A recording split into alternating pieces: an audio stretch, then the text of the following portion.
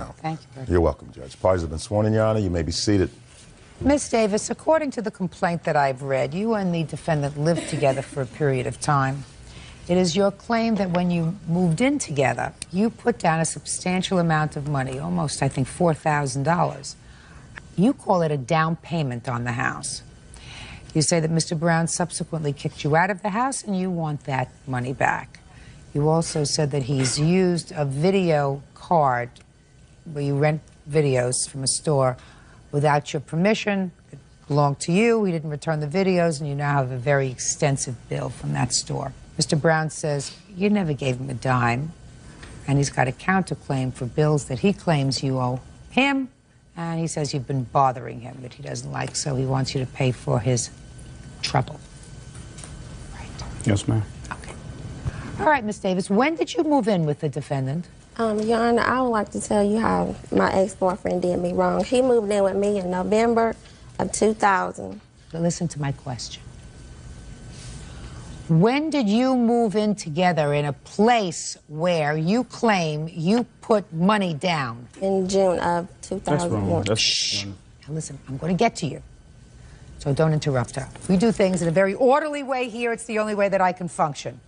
Otherwise, I become frustrated, and Bird doesn't like it when I get frustrated. When did you move in together? June of 2001? Very good. And was this a house or an apartment? It was a mobile home. Was it a rental? No, ma'am. He bought it? Process of buying, yes, ma'am. And you say you gave him how much money? It was $4,366. And where did you get that money from? I traded my mobile home in on the one that he purchased. Okay, do you have any evidence of that transaction?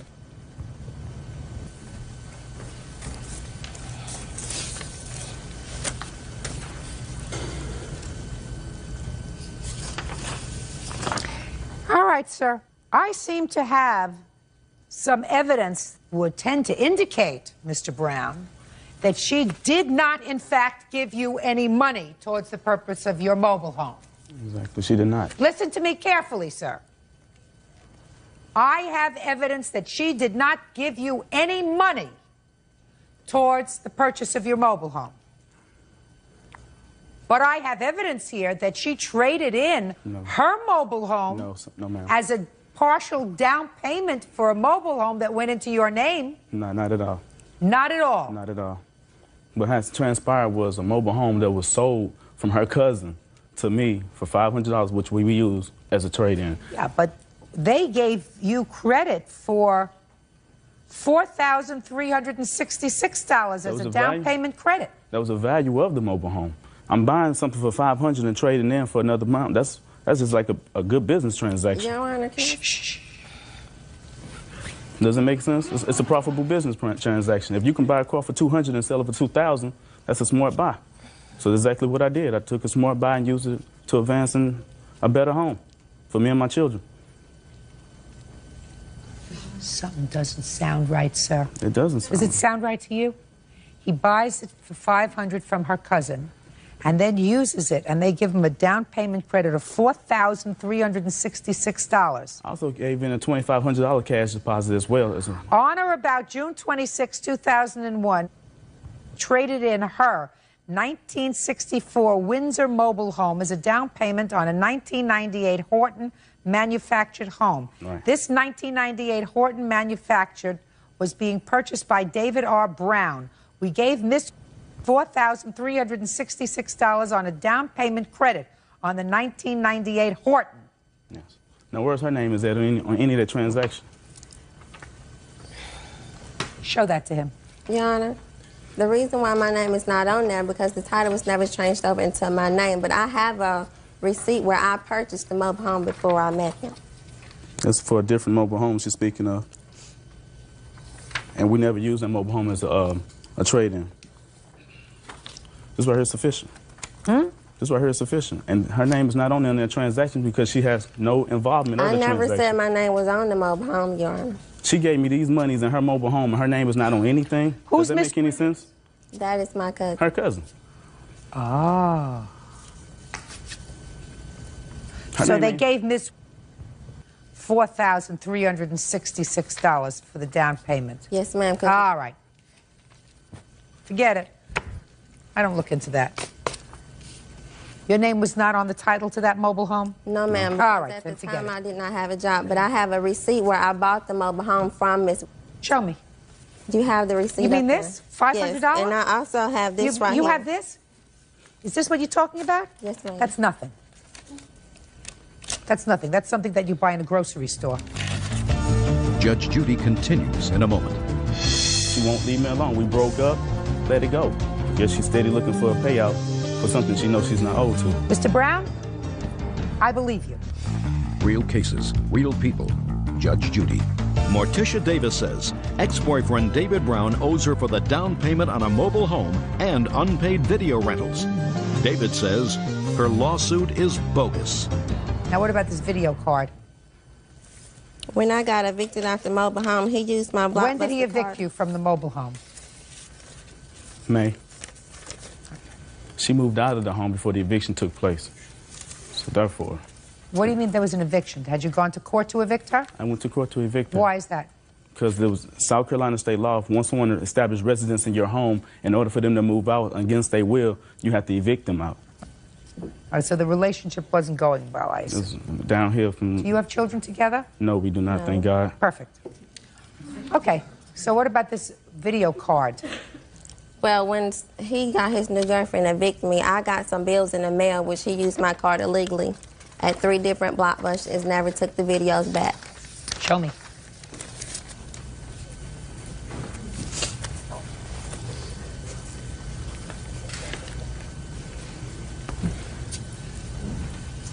You were evicted in May, is that right? Yes. Well, this is March of 2002. Thank you. This is March of 2002. That's when he used This the is card, March Your of Honor. 2002. And we both This reside... is, shh. This is March of 2002, and this is March of 2002. So this After is I got evicted, that's when I got the bills in the mail, which he had used them. No. Well, listen to me. Miss Davis, Yes. how do what? You lived together in March of 2002. You were He sharing was a not home. there in March, Quiet. Your Honor. He was not there. He lived with his new girlfriend until I got evicted. Lies. He was Listen not to there. me. Lie. You kind of, She's lying, Your Honor. I don't want to say it again. It doesn't appear as if you're doing badly in this lawsuit so far. Do you understand? Yes, ma'am. But what can happen is you can lose if you open your mouth again. Clear? Yes, ma'am. You have any of these movies home, sir? No, I do not. He's not going to admit Do you to know it. where they are? They last was left in the home that she was residing in. Now, what she did with them after that, I don't know. Your Honor, that's not true. I haven't been back to the house. At the time, I was out the house from late part of March all the way up until April, May, See, now he's back in now May. he's Don't telling interrupt him. back into May. All right, you have no case, Miss Davis. That's you. You want to get to your counterclaim? Mr. Brown. Yes, ma'am. All right. You said she owes you bills. Yes, ma'am. What does she owe you bills for? For rent, electric bill. She doesn't owe you for rent. You weren't anticipating any rent from her. I loaned her a few $100s for a couple of car note payments. Yeah, go ahead. What else? And Chalk it up to experience. What else? harassment. Well, I have a feeling that that's true, that she's been harassing you. And she just don't. I have a feeling that that's probably true. So you want to tell me about the harassment? I mean, she caused problems with me at work. She caused problems with me and my children. I'm a single parent of 2 children. Today is my son's birthday. I should be home with him instead of her in this courtroom. But Ms. Davis, again, want to file a lawsuit that she have no bearing to hold on. So therefore, it's just constantly, she won't leave me alone. We broke up, let it go. But yes, she's steady looking for a payout for something she knows she's not owed to. I believe you. I believe that she has made it her mission at this portion in her life to make your life miserable. That's what I believe. Put your hand down. Judge Why can't you just say it didn't work out, period, end of discussion? While you were living together for that year, where were you working? Interim health care. Okay. And I took care of 4 kids. What did you do with your money? I paid bills. What bills? I have light bills, water bills, phone bills. He paid the rent. Yes, that's all he paid was the rent and the land payment. What about the food? I got that. No, Really? I was on food stamps, Your Honor. was not. She was not. And as far as the electric bills and bills, those bills are in my name. And then she couldn't pay those bills. That's why I'm here now about the electric bill and bills that she has now. Your Honor, I have these bills. Yes, they was in his name, but I paid them. Show me. After the fact that I left the house and I had these utilities cut off because she refused to pay them. You mean after you left in March? After I left in March. She's running them up in my name. Therefore, I had these bills. Your Honor, that's not true. Yeah, this is April. I want to see anything before that, madam, before you were in the house by yourself. You have proof that you paid any bills? I paid all the bills, Your Honor. Listen to what I'm saying. No, Your to Honor, you. that is all I have. Right. That I can understand. And Mr. Brown had those bills in his name because he moved up there before I did. That's why they was in his name. Full attention to me. Yes, Your Honor. Did you have a checking account? Yes, ma'am, I do. So all you have to do was to bring to court today, since you knew that he was counterclaiming for bills. Your Honor, I didn't know. Proof? What do you mean you didn't know? I didn't know he was countersuing me. Really? When did you file your counterclaim, sir? Monday. When did you serve her? He haven't. Well, then it's dismissed. Your counterclaim's dismissed. But not only is your counterclaim dismissed, Mr. Brown, but so is your lawsuit. And I'm going to make this suggestion to you. Sometimes things don't work out. How old are you? I'm 24. You have children? I have 2. I'm a single parent.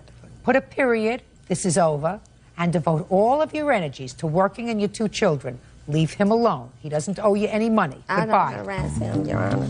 Parties are excused. You may step out.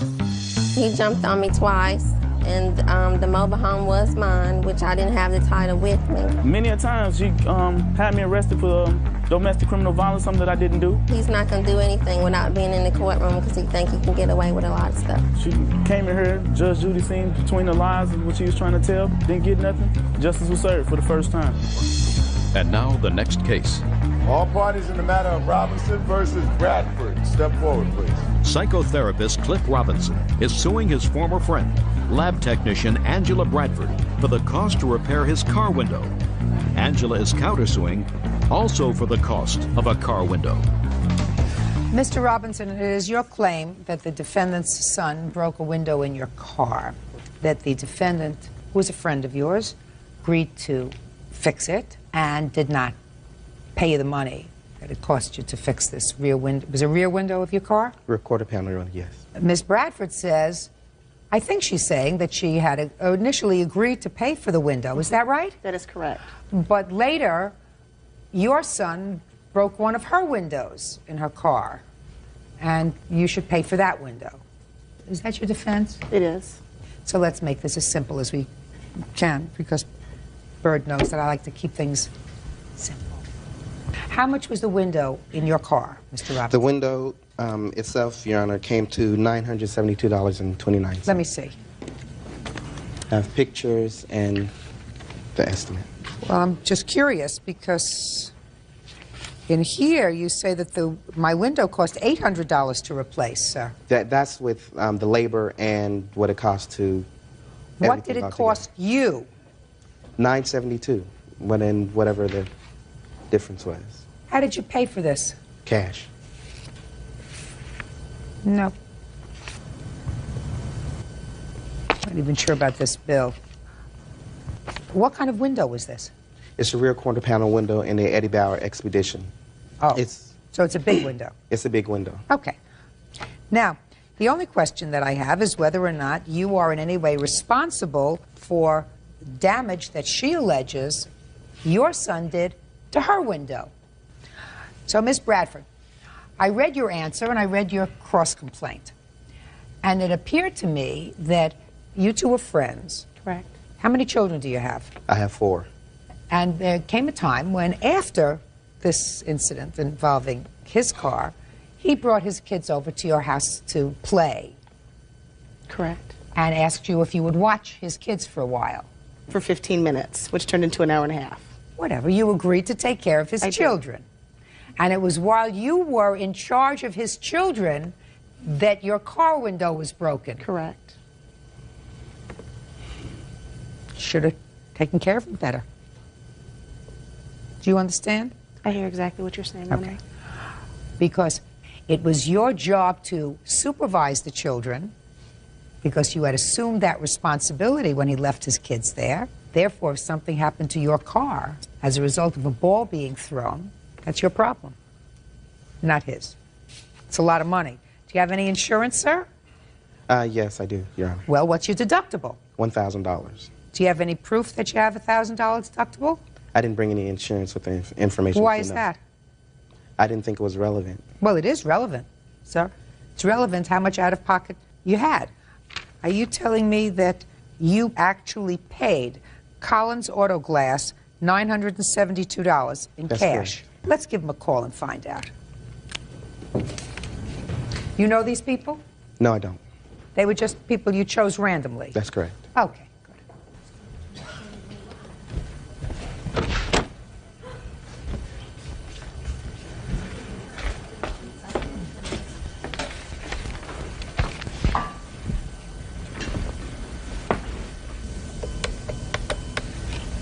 In Seattle, Washington, for Collins Auto Glass. So there is no Collins Auto Glass in Seattle.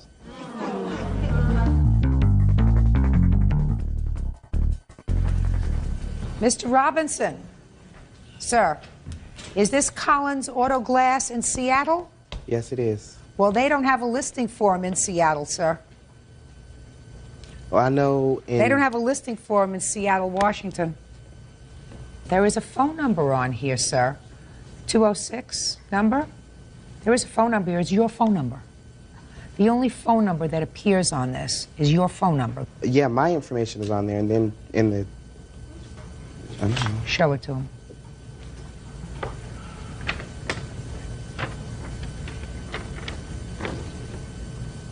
Yeah, that's my telephone number. That's correct. Oh, yeah, no. I don't. Collins Auto Glass doesn't have a phone number for their business. They also don't know how to spell residential. Well, I know in June, when I got it fixed, there was a Collins Auto Glass. I got it out of the Yellow Pages. Well, it must have been their last job, Mr. Robinson, because they closed down. They're not there anymore. Sort of interesting. But I'm holding you to what your complaint says, or your sworn complaint says it was $800 to replace.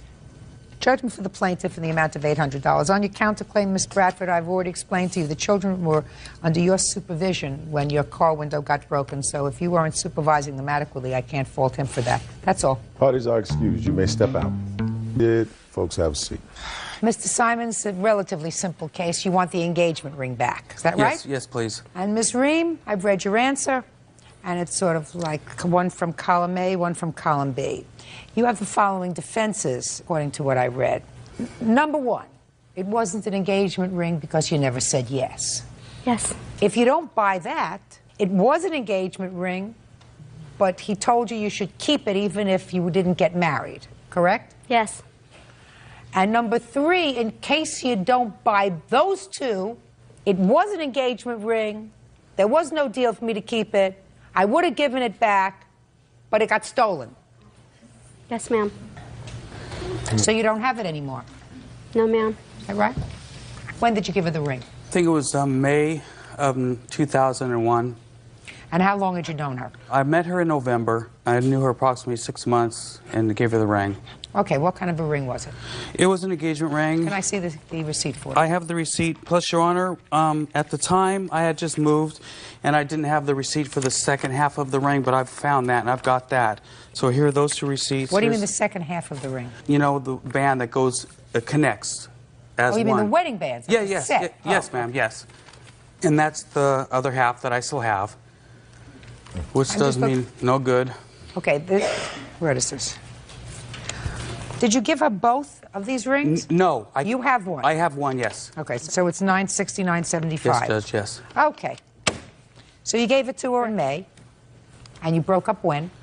Around July, things started falling apart. July of? 2001. 2001. When did you ask for the ring back? Around August, I believe, the end of July. What'd she tell you? She agreed. We both agreed that it wasn't going to work out, and I went to pick up the ring. She had told me that she let some carpet cleaning people into her house, and she was afraid to be alone with these men. So she left. And when I got there, she went to get the ring. It was gone. It's funny because there was lots of jewelry, diamonds, everything, but they only took mine, my little ring. And I couldn't understand that. That didn't make sense to me. Okay. Just a second. So you broke up in July, and it was a month later that you went over to get the ring. Correct. But you had asked for it when? Probably at the end of July. Okay, and she said come over in August. Yes. Well, she kept saying it might work, I hope it works, it might work, it may not work. So we tried, and it wasn't going anywhere. Okay. Now I'll hear you. Like it said, I lost my husband prior to that, and I was very vulnerable. And I'm not interested in that. Okay, I mean, not that I'm insensitive, okay, madam. It has okay. nothing to do with the ring. But, okay, well, we started dating, and I told him I wasn't ready to get married. And he got pushy about the ring. And then he asked me to marry him in May, and I told him I wasn't ready. And then he said, keep it as a gift. And think about it. All right, let's just say nothing. Say nothing. I don't believe that. Go to the next defense. Okay, I put it into my jewelry box for safekeeping, and so then, like he said, I had the cleaners come. I had to go pick up my daughter from school. Should have only taken 15 to 20 minutes, and so I went to pick her up, came back, and there was some coins and a little bit of jewelry missing, and the ring, and he made me call the police, and we made a police report. It's right here, and it couldn't be an engagement ring because he dated other women. He verbally abused me. He verbally abused my daughter. I'm not interested. Okay, but it just was an engagement ring. Sure, it was an engagement ring. It was an engagement ring because he bought not only the ring, he bought the wedding band. I told him I wasn't ready to get married. He told me to keep it. I don't believe you. I don't believe you. You owe him $975. Let me explain something to you. If you have a ring and if you break up with him and if you're not going to see him anymore, you give him back the ring. Case closed. I tried to. Case closed. In July, you don't hold on to it and put it in a box for safekeeping. That is, if in fact you put it in a box for safekeeping and you didn't go sell it someplace, which I think you probably did, or you still have it and maybe you're going to give it to your daughter or somebody else. In the meantime, if it doesn't work out, why should he feel as if you've taken advantage of him? Why? It was the other way. He told me he needed money for tires. Constantly always after me for money, all the time. That's what this is all about. He just told me he's going to take me to court to get tires because he needs new tires and because he just bought another house. Listen to me very carefully, madam. He's taken advantage of me from the very beginning. Then how old are you? I'm 38, but I'm very well put together. At the time, I wasn't. I was distraught. Listen to me. You don't look like the kind of person that anybody takes advantage of.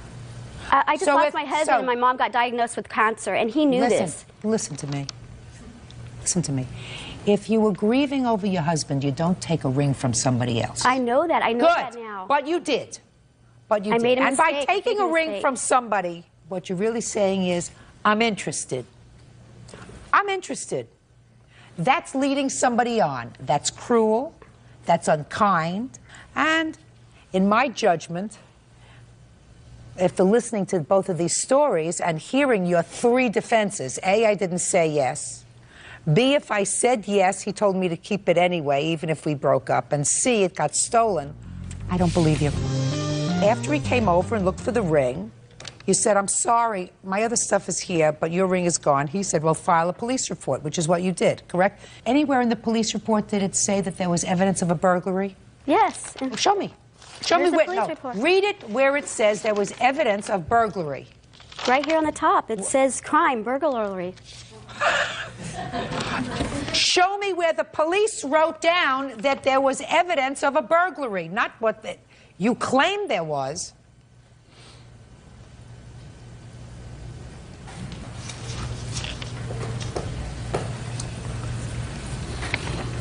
It doesn't say burglary, Right. but it says she opened the top drawer and discovered her ring missing. Right, that's what you said. That's not what the... That's what he said. No, he also did this police report with me. Miss Reed, I mean, are you just thick? He comes over to get his ring. You go in with him to your drawer. You open the drawer with him. You say, oh, your ring must have been taken, along with some other coins that I might have there. That's too bad. Then you go and file a police report because he says, according to you, that you should go and file a police report, which is what you did. That doesn't mean the police found any evidence of a burglary because there was no burglary. You have insurance, by the way? Whatever. You have insurance on your other jewelry? No, I don't. Okay. Judgment for the plaintiff in the amount of the ring, which was $969.75. Ms. Ream, I don't believe you. Goodbye. You don't Thank you, Your Honor. Parties are excused. You may step out. He was always telling me to buy him things and stuff like that and saying, well, you got money, you got money. I own 2 homes, and she told me to sell my homes and give her all my money. He sues everybody. This is not his first time he sued somebody. He's too happy. She used to call me on the phone and threaten me and tell me if I go to court, I'll be sorry. He's a liar, and he took advantage, and he knows it. And now the next case. All parties in the matter of Smith versus Henderson. Step forward, please. Maintenance man Joe Smith is suing his former live-in lover, paratransit driver Lisa Henderson, for the return of property. Lisa is countersuing for damages to her home and mental anguish. According to your complaint, you folks lived together for about 4 years. And at some point, Mr. Smith, you were arrested on a domestic violence charge. Either domestic violence or violating a protective order that Ms. Henderson had obtained. It is your claim that while you were incarcerated, she took your property and she won't give it back to you. You did get some of your property, but she still has a whole bunch of your stuff. Correct. That's what your lawsuit is about. Ms. Henderson says that you got everything that you're entitled to. What you didn't take yourself, an uncle of yours came and picked up. And she is counterclaiming for some damage that you did to her door when you were violating this protective order. So that's what we have. When were you arrested, Mr. Smith, for the first time on this charge of domestic violence? That was like almost 4 years ago. I don't remember the exact date. That's not the time that you took your property.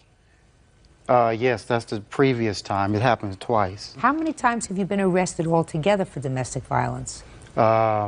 Once.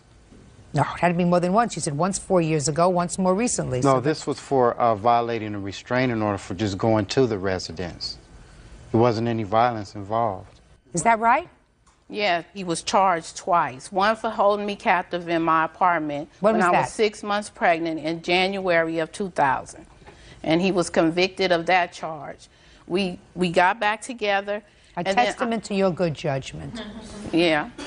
October 17th of last year, I had a restraining order issued to him 2 hours and 15 minutes later after he was served. He kicked in the front door. Now, why was another protective order issued in October of 2002? Because we were not getting along in the household. I asked Mr. Smith to leave my house. He was... How long had he been living there? For like 4 months. And we were not getting along. So he's living there for 4 months.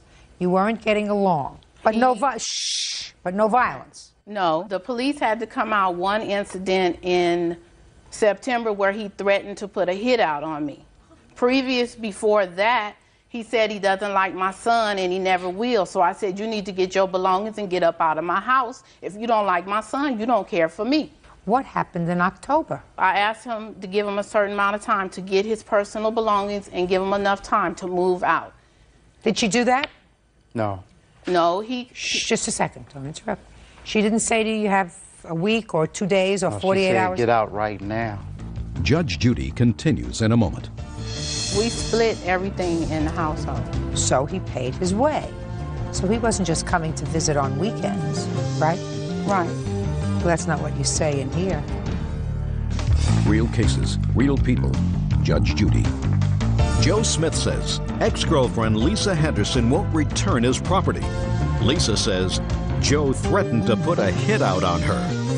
What did you do when she told you to get out? I told her I couldn't because I had just paid my rent, PG&E, and cable, and I have the receipts for that. So you were paying the bills? Yes. Some of the bills at least there. So you said, I'm not leaving because I'm paid up through November 1st. Actually, I told her I couldn't afford it because I just put my money into the household. Okay. But you told me you... Don't speak to him. Speak to me. So that was the conversation. He said, I'm not leaving right now. And what did you say to him? I told him he needs to be out of my house within that Friday. He sits around bragging that he got so many women to take care of him. So I said, call one of them up, tell them to back their car up in here and get your things up out of my house. And he said what? He said, I'm not going nowhere. I'm a legal resident. I'm not going nowhere. You have to get me out legally. Okay. So the next day, I went and filed for a restraining order. Well, Ms. Henderson, that's a violation of really what the restraining order is supposed to be about, madam. A restraining order is not something that you use instead of housing court. You had a discussion, you had an argument, you said get out and leave, and he said I'm not leaving. And you said no, you're going to leave, and he said get me out a legal way, and you said what's the best legal way for me to get out? I'll just go and tell somebody he threatened me. Mm-hmm. And you fill out a paper and you lie, because so far I haven't heard anything about a threat. And a judge looks at it and issues a restraining order. That's an abuse of what a restraining order is supposed to be. I'm here to tell you that. You can't use it in place of housing court that may take a little more time. So I'm sure you knew housing court would take a little more time, so you say the restraining order, that takes a flash, and he's out. So then he's annoyed, because you get this restraining order and you lied to the judge when you got it. No. Yeah, sure you did. You had to have written something down that wasn't true. When he threatened to put a hit out on me. That was before. I had the police come out for a report. That was before. You were not annoyed about that. You were annoyed because he was bragging about other women and your son, and you wanted him out of the house. Come on, Miss Henderson. So you got the restraining order, and then what did you do? I had Mr. Smith served. Mm-hmm. And then what happened? And 2 hours and 15 minutes later, he came to the house and kicked the door in and threw the restraining order back in the house. You have a copy of the papers that you used to get the restraining order?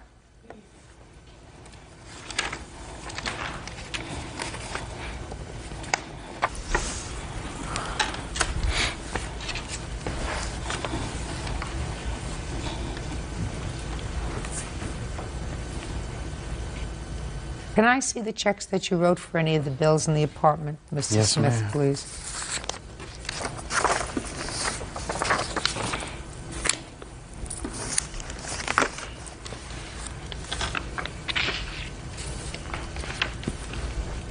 How much money did he give you towards rent every month? $100, sometime $97. Mm-hmm. Did you pay the cable bill? Sometime. Sometime Well, I he paid in September, he paid in August, he paid in May. We split everything in the household. So he paid his way. So he wasn't just coming to visit on weekends, right? Right. Well, that's not what you say in here, in your statement to the police. Sometimes I will allow him to stay a weekend or a few days because we were getting along, but then he won't leave. Well, that's not true. Right, Mr. Smith got evicted and asked me to come help him when he got evicted out of his place in Cutting. Our agreement was he was supposed to stay so long to save up enough money so he can get his own place. Well, that's not months and months where he's paying half the rent, paying half the bills, cutting everything in half. So he is a tenant there. Right. Okay. All right, Mr. Smith. Yes. I want you to tell me, sir, what items do you claim that Miss Henderson has that belong to you? Everything on my list that I have here. Well, let me take a look at the list. Okay. It's quite a bit. You might want to take a recess.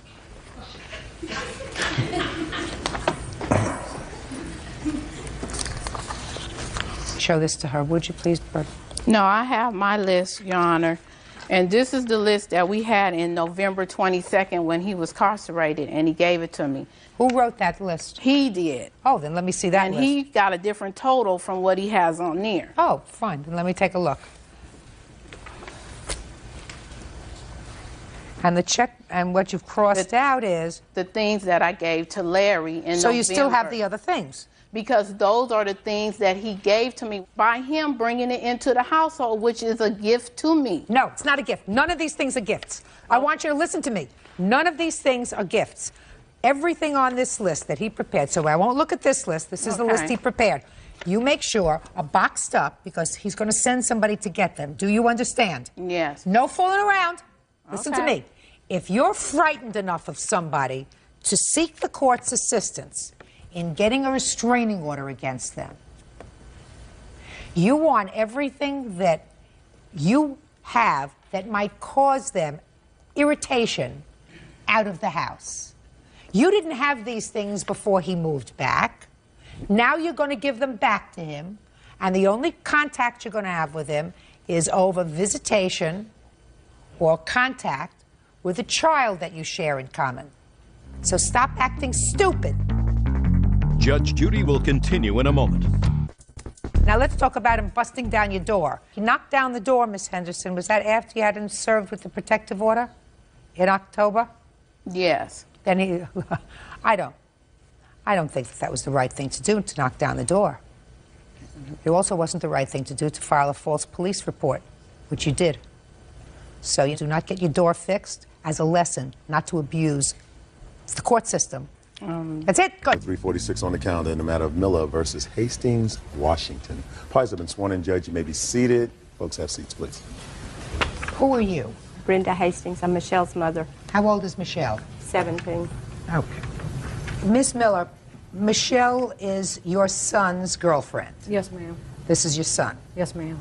So you're really suing your son and his girlfriend. Her mother is here because she's a minor. Yes, ma'am. It appears from what I've read that you decided to rent a house. You were Yes, separating from your husband or something like that. Yes, ma'am. And that your son and his girlfriend said that they wanted to come and live with you. You say that this didn't work out, but they owe you for back rent.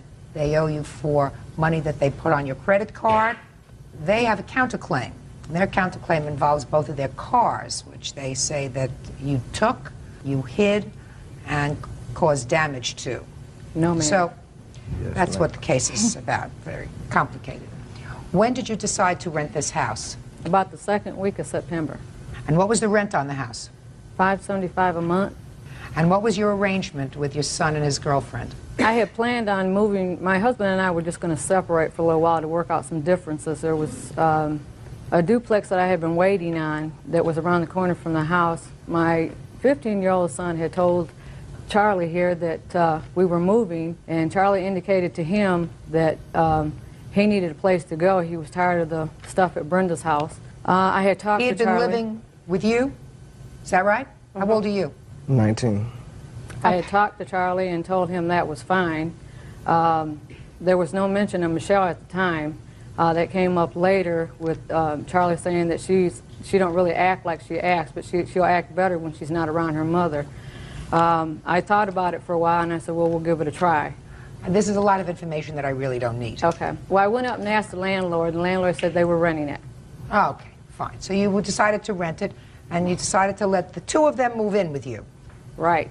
And what was the financial arrangement with them? We would go on the rent 3 ways. Did you discuss that with her mother? No, ma'am. And you knew she was 17? Her mother had put her out. They wanted both. They had asked several times for both of these to put them out. And my young son Listen here, to me. Derek, Miss Miller, can tell you. That's not my question. My question was, you knew that Michelle was 17. Yes, I did. Okay, Michelle cannot enter into a contract with you because she's a minor.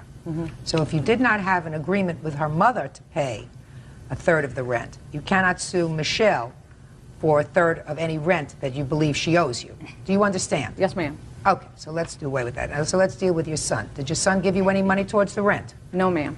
Yes, He I gave me did. $150 to help put on deposits on the utilities. So he gave you $150? Yes, ma'am. How long did they live in the house? 6 weeks. 3 weeks. 6 weeks. We moved And in when the did you 3rd, move out of the house? The 28th.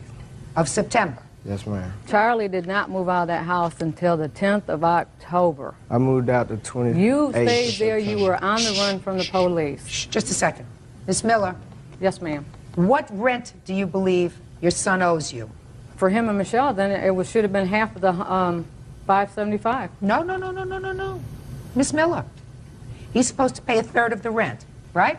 Right. But I have a 15-year-old at home that these two here complained what was his part of the rent because he was getting child support. Did you move in with another child? The 15-year-old moved in shortly after these two did. He didn't stay there all the time, but he was there. What about you? Did you move in? I didn't move in till the 24th Of September? September? No, August. Oh, no, it was September. I'm sorry. I didn't even stay there half of the time. I Miss stayed Miller, maybe a whole week Miss out of it. Miller, did you move in August 24th or September 24th? September 24th. Okay, well, let's go to the credit cards that you say that they used. How did they come to have possession of your credit cards? They didn't have possessions. We had an agreement. I have a letter from the landlord because Mrs. Hastings was putting them out. We had an agreement to try to get the house livable for them to live in so they had a roof over their heads. And You're talking about credit cards, Miss Miller. Let me hear about the credit cards money. I put my credit cards, to get the house in order for them to live in, they had to have floors, it had to have cabinets, it had to have everything. The house was gutted out. It had to have everything. So is that what was put on your credit card? Yes. So why do you think they should pay for that? because we're in agreement. If Mrs. Hastings put them out. Negative. Stop saying Mrs. Hastings put them out. It doesn't make any difference whether she put them out or not. Now, am I correct? It does that make a difference. No, Yes, it doesn't make a difference legally. Her mother put them out. He didn't have a place to go. She He didn't cannot put go us to out. my house that I own. My husband will not let him stay there. He's already ripped us off. He's breaking into the house. He's broken into the garage. He's not allowed on the property. Okay? Miss Miller. I did what I could to get him a roof over his head. Miss and I Miller, got you're his repaid. mother. Listen to me. You're his mother. Excuse me, ma'am. But this boy, I've got papers. This boy has been in and out of jail, detentions. He was stolen from me when he was That don't have nothing to 14 do months with old. I've got legal documents, Charlie, to prove it all. Miss Miller. He's on drugs. I've tried for years to get him help, okay? Miss Miller, listen to me. I understand that you have a frustration with him. If you And helped him out as much as I have in a lifetime, you would too. Miss Miller, listen to me. If Miss Hastings allowed your son to come and live in her house with her 17-year-old daughter, then she's got rocks in her head and probably decided she had had enough. Bottom line, that's your son. It's not her son. And if she had had enough of him and was putting him out, and her daughter Michelle says, I'm not staying here without him, then she says, you want to go with him? Go with him. He's been living there with her since she was 15 and he was 17. You want to know something? And she's put him out 3 times. Miss And Miller. I have been there, Miss Charlie. Miller. Miss Miller. Yeah, okay. Miss Miller. Yes, ma'am. This is your son. And if she's put him out 3 times, and if he was living there from the time he was 17 years old, it had to have been because you and your husband put him out. Exactly. No, he left Exactly. on his, no, you left on your own Miss because Miller, you don't were talk on to him. drugs, Charlie. Miss You were Miller, selling drugs 1, 2, out of my 3. house. Miss Miller. And I called the police Put her on you. outside. That's why you left. Put her outside. I'm going to let you cool off outside, Miss Miller. Real cases, real people. Judge Judy. Atina Miller says her son Charlie Washington, his girlfriend Michelle Hastings, and Michelle's mother Brenda owe for rent and repairs to her home. Okay. Miss Miller, you can't talk to your son. This is not time for you to shout at your son when you're in a court. Time to do that is when you had him in therapy when he was 7 years old. If your son had been giving you problems and moved out of your house, whether you put him out of your house or whether he left voluntarily, you knew where he was living with the Hastings family and their daughter. That was probably a major error on their part. Some people do that. I never quite understand why they've taken somebody else's problem into their home. But be that as it may, if you decided that you wanted to put a roof over your son's head as his mother, that's what your job is. That kind of unconditional love is what you do for a child, even if they drive you crazy. Are you currently living in the house? No, ma'am. Did you decide to go back to your husband? Yes, ma'am. Is that where you are now? Yes, ma'am. Is that where you're going to stay, you think? Yes, ma'am. Tell me about the cars. You took your son's car out of impound? I paid to get it out, yes, ma'am. What'd you do with it? Set it in my backyard. And what happened to it? It sat there until the day that he came and threatened me. And then I took it down on the corner where I told him and the police officer that I would set it and left the keys in it, that in the Nissan. And somebody stole it? I don't know. Well, it wasn't found on the corner, is that right? I don't know where they found it at. Where did you find your car? I found mine in a ditch on Orville Smith. It was not in a ditch. I got pictures of where I left it. Well, that's what I'm saying. So what you're saying is somebody took the car after you left it there with the keys in it. Why'd you leave it there with the keys in it? There was no keys in it. There was keys in it. Crazy. When you left it, the keys were in it. So I'm asking you, why did you leave it with the keys in the car? He came, he harassed me. I didn't want him on the property. And for him to come get the keys, then he would have to come on the property. And I talked to him in the back of the police car and told him. What were the police doing there? I called him because he threatened me. When did he threaten you? When he came to the house. Was this after he had moved out of the rental house? No, he was in jail. He had just gotten out October 31st, and I didn't know he was out of jail. What was he in jail for? Theft the property from an auto and breaking and entering of an auto. What were you in jail for? Assault the third. He was also in jail for that. Assault the third. Who did you assault? My girlfriend. You ever arrested for breaking and entering? Yes, ma'am. When? in 97. What about auto theft? Yes, ma'am. So you got his car out of impound, you told the police he had threatened you, you were taking the car, you were parking it at the corner, you were leaving the keys in the car, and that's the last you know of the car. Yes, ma'am. And you found the car when you got out of jail, sir? I did. Where did you find it? It's on Orville Smith Road. She parked it in the edge of the woods. No, she doesn't park it anywhere. You found it there. You didn't see I found it there. You found it there. I got out and I looked and I turned around and I went back to my house. And I brought him down there and he couldn't find no keys nowhere in the car. Well, maybe somebody who stole the car took the keys after they finished joyriding in the car. What about your car? Well, my mother and my father found it in a hayfield. What makes you think that Miss Miller took your car? Because she stole the keys out of my purse. I didn't have it in my possession. No, I did not steal the keys from her purse. This key goes to a car of Charlie's that he has in their yard. I don't know if it runs or not, but it was on this key ring with this key.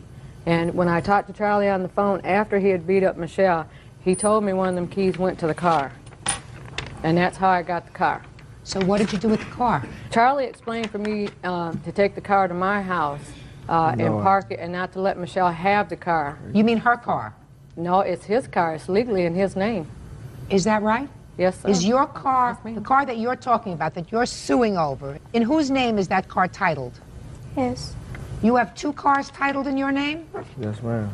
What year cars are they? 94 and 87. What do you do for a living? Well, I was working at Arby's. At Arby's? Who bought the cars?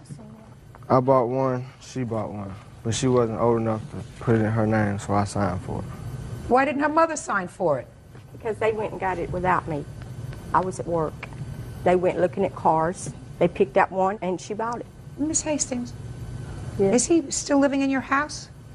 He is right now, yeah. You had him arrested for beating up your daughter. You've thrown him out of your house at least 3 times. No. No. He left your house 3 times in the last 2 years. You took him into his house, into your house when he was 17 years old. Since he was 17 years old, he's been arrested several times, according to him, for a variety of things. Breaking and entering, auto theft, assaulting your daughter.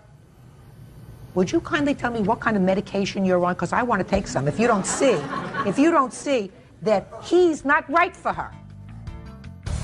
Real cases, real people. Judge Judy. Bettina Miller says her son Charlie Washington, his girlfriend Michelle Hastings, and Michelle's mother Brenda owe for rent and repairs to her home. Miss Hastings, he's not right for her. He may not be right for her, but everybody has to make their own choices. And hey. Everybody has to make their own choices once they're an adult. Until you're an adult, your parents help you make those choices, and they don't do things that encourage you to make bad choices. Well, Tina has put her son out several times. Tina's son is a bum. Was your daughter a bum when she was 15? No, my daughter was in school when she was 15. Is she still in school? She's going to night classes. No.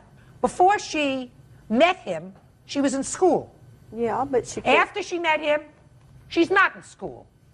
Had nothing to do with him. Oh, listen, Miss Miller. Yes, ma'am. I'm going to give you some words of advice. Is this the first child that you've had that's been in trouble? Yes, ma'am. You think you know how to deal with it now? Yes, ma'am. Tell me how you're dealing with it. I work with the best I can. My advice to you is you be there as a backup in case of an emergency, in case something bad happens. But until he grows up and stops doing things that are both harmful to himself, to the people that care about him, and to you, he's going to have to make his own mistakes. If you put yourself in a financial position where you've stretched your finances, it's a foolish thing to do. Because what will happen is he will never be forced to grow up. You tell me you put him out of the house, or he left the house when he was 15. The Hastings took him in. And when the Hastings decided to put him out, you provided a roof over his head. He's never had to grow up and face responsibility. Had 2 cars titled in his name, working at Arby's. Well, he didn't buy the car. The Firebird was given to him as a gift by me and my husband. I did not put him out of the house. He had a choice. He could go to jail or he could go back to Michigan to his dad. He took off on his own. He was on the run. We did look for him. He stayed with a friend of his up in a trailer, drinking, getting high. The owner of the trailer came to our house, wanted to know what was up. We went up there. He was gone. Okay. Ms. Hastings, I've already told you what I think of the fact that you allowed him to move back into your house after he beat up your daughter. That's the dumbest thing I ever heard. Absolutely the dumbest. And if your daughter wants to be dumb enough to take off with him, as you said, people make their own choices. But you're making it real comfortable for her to do things that ultimately are going to be devastating. It doesn't matter in what they have done. I mean, it's the car situation. It's her having them to move into a rental house because her marriage, she moved. No. She moved I'm out. not, listen to me. I'm not dealing with your lawsuits. Both of your lawsuits are nonsense. Hers, she cannot convince me that her son owes her any money. With regard to the cars, you have no proof whatsoever that your mother took your car, put it in a ditch. She says that after an argument with you, she told the police, I'm putting the car on the street corner with the keys in it. I don't want him anywhere near my house. A reasonable explanation is that somebody walked by, saw the keys in the car, took it for a joyride, and trashed it. I think that both of you, but especially you, Miss Hastings, I don't understand you at all. What do you do all day, sir? Now, Now. go to school No, you don't. at night. I asked you what you did during the day. Don't tell me that you go to school at night. What do you do all day? Hunt for jobs. Hunt for jobs. Michelle, what do you do all day?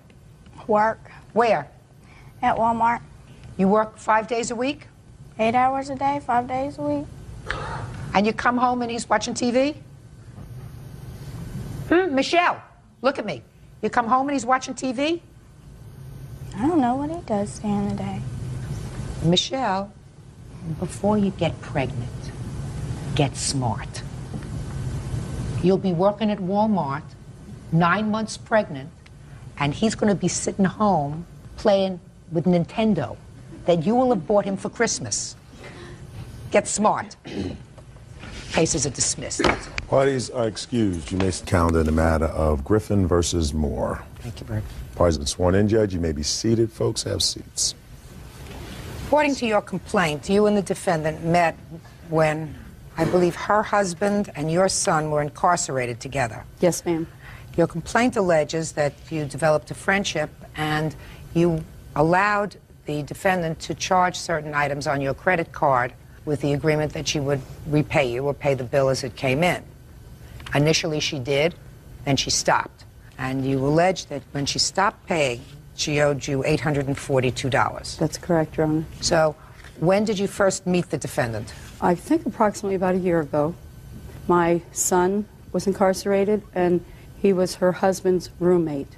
So we became good friends, and we would go shopping at the Avenue, and every time she would charge anything, she was so good about paying it. I mean, it was probably most of the time before it even became due. When my son got out of incarceration, she had a type of attraction to my son. It became almost impossible for me to have conversations with her because I did not want to be in the middle. Your Honor, that's not the And, truth. Just a second. And after a lot of harassing phone calls, I had asked to quit because I couldn't take it anymore. Then at that time, she refused to pay for what was left to be owed on my credit cards. What was left? This is the deposits of as far back as we started this. These are all that she's charged, all she's paid, what she owes is left.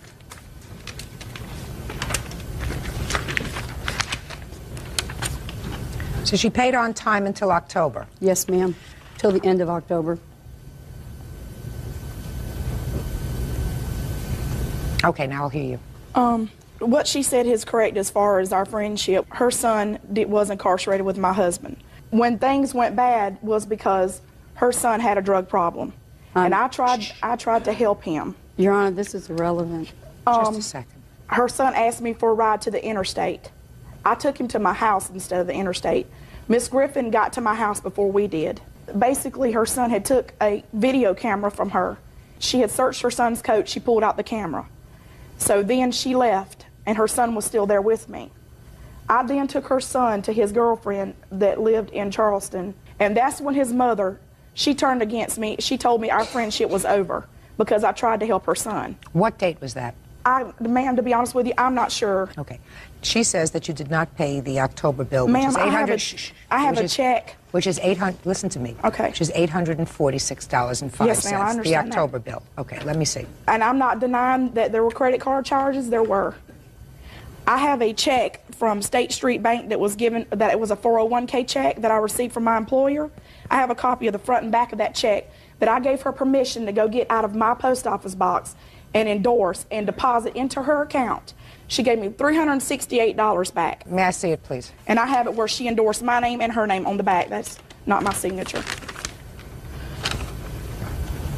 Because at the time I was on a medical leave, she knew that my money was a little tight. I told her to take the check to pay for the bills because I never missed paying her. I'm just trying to find the date on this, when she endorsed it.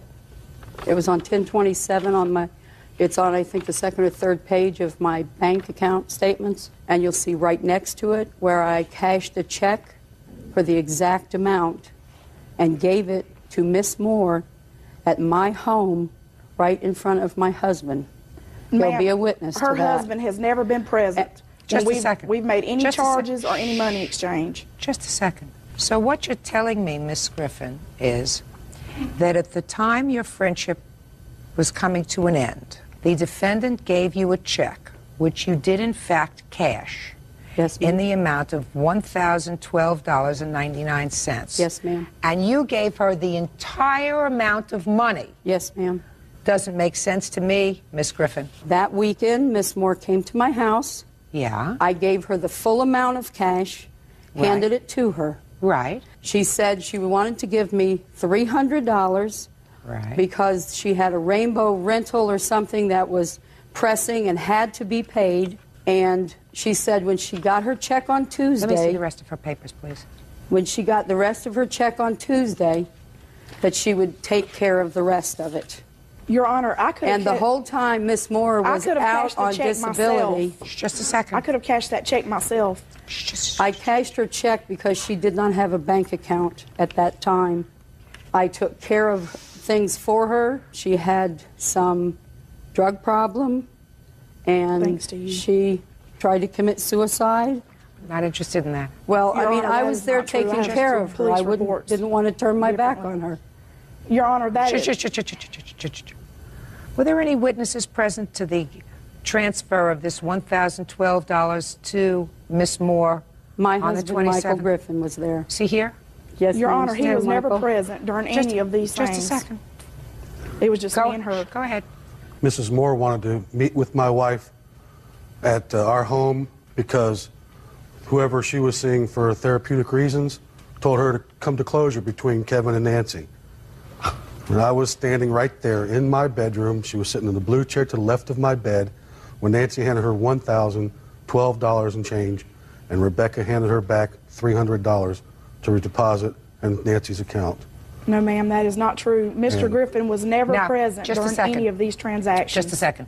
I don't see whether she was given credit for the $300. On the first page, every deposit that she made to me is on the left. Every bill that I wrote to the Avenue or any of my other credit cards So is what you're telling to the right. Is what you're telling me that at the time she made these purchases in October, she still had an outstanding bill to you? Yes, ma'am. Your Honor, also Mrs. Griffin shopped along with me, and she had stuff on that bill as well, where our stuff was added together and not separately. That's wrong, Your Honor. If you look at my receipts, I've been very careful, and she had one receipt, and I had one receipt. Always a big mistake. Your Honor, and you know, you understand this is always a big mistake to do.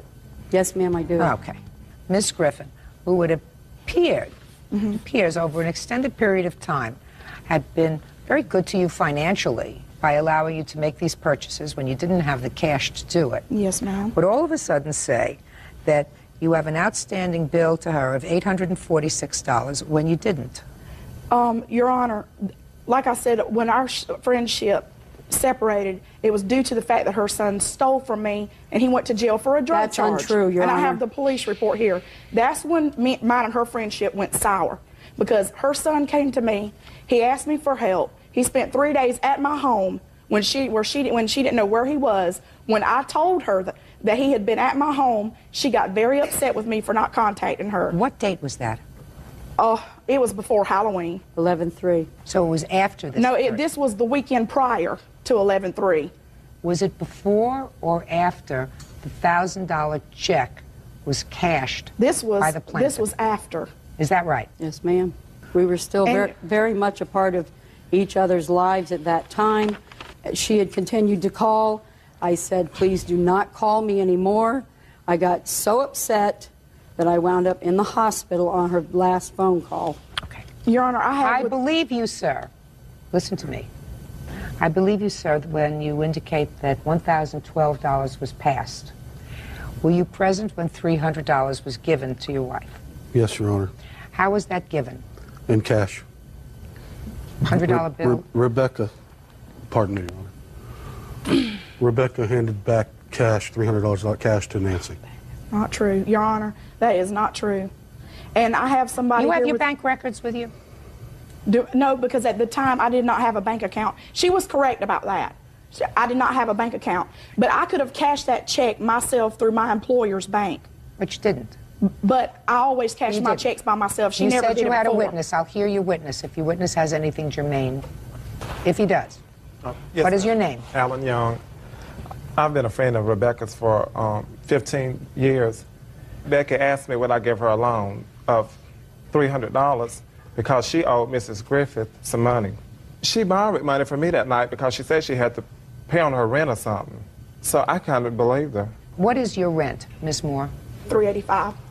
Well, even if she took all the money she owed you, you still had the $300 for rent. I understand So why did you that. need to borrow money from him for? Because I had additional bills that I owed for besides paying her, but I wanted to pay her and have her out of the way because I always paid her before the bills were due. Do you have the statement from your account, Miss Griffin, as to what payments you made on the account in November? Yes, ma'am, that would be right in those payments there. I'll be glad I to see. show You them to made a deposit on the 30th of October.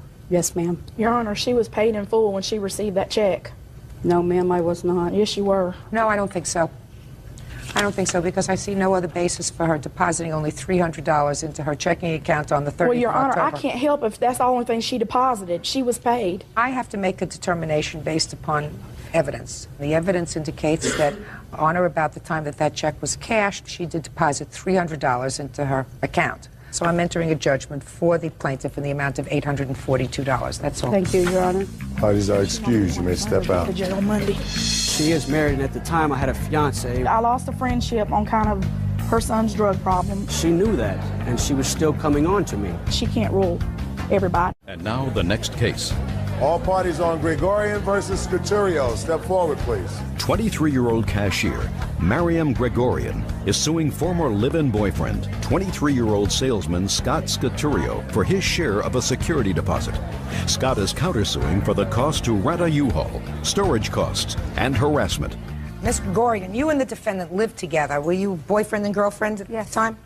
According to your complaint, you had an arrangement with the defendant that since he had no money, you would put down a security deposit on the apartment, and he was to reimburse you for half. For half, yes. And half of the security deposit was $600? Yes. And you also say that the time that you left the apartment, because he was threatening, you gave him an additional $200. For April's month's rent, yes. So he says that you actually owe him money because he was forced, as a result of your leaving, to hire a U-Hauler to take all of his furniture out. Is that right? Correct. And that was not the agreement, that you were going to reimburse her for half of the security deposit. Your agreement was she would pay for the security deposit, first, last, etc., and you would pay for the household furnishings and all of the household appliances. Correct. Right? Correct. When did you move in together? We moved in February 1st together. And when did you leave the apartment? April 2nd. And you had had an argument at that time? Yes, we did. Okay. So you were ready to call it quits, and you were ready to call it quits, I assume. Correct. Is that right? Correct. Now, you agree that she did put down this $1,200? The $1,200, correct. And to fulfill your part of the obligation, you purchased all of the furniture. Correct. And you purchased all the appliances. Correct. In the U-Haul that you hired, did you put all the furniture? Yes. And did you put all the appliances that you purchased? Yes. Did she take any of the furniture? No. Did she take any of the appliances? No, ma'am. Well, so, then let's understand this. On the one side, she put down the $1,200. You purchased all the stuff, but you have all the stuff. Correct. Right? She's out the $1,200, including half that should be yours, right? No, because that wasn't the agreement. Well, the understanding was that if she put down, according to you, that if she put down the $1,200, your capital contribution to the apartment would be, I assume, purchasing furniture and appliances about the same amount of money, $1,200. Correct. Did you spend $1,200? About that, maybe a little more. But you have it. You didn't say to her, I'll give you half, right? Correct. Why not? Because the agreement was before we even took the apartment that if anything should happen to the relationship, that we would at least stay as roommates in the apartment. Nobody stays on as roommates. That's stupid. In any event, sir, I don't believe you had that conversation. So what I'm asking you is let's talk about money. Let's say you spent $1,200 on furniture, appliances. She spent $1,200, right? Each of you should be out $600. That's math. I'm not really good at math. But am I making myself clear to you, Bird? Very. Right. So you got $1,200 worth of furniture and appliances. That's on your side. But you kept it. Now, you want to give her $600, you want to give her half the furniture? I'm not going to give her half the furniture. So that's $600 for you. Now tell me about this $200. The $200 was April 2nd when I left. He told me I owe him April's rent. And I felt that I didn't need to because it was April 2nd. It wasn't a complete month yet. I didn't need to give him anything. But you did? But I did because at the time that he had a spare key to my car and he told me that he would hide my car if he needed to until I gave him the money.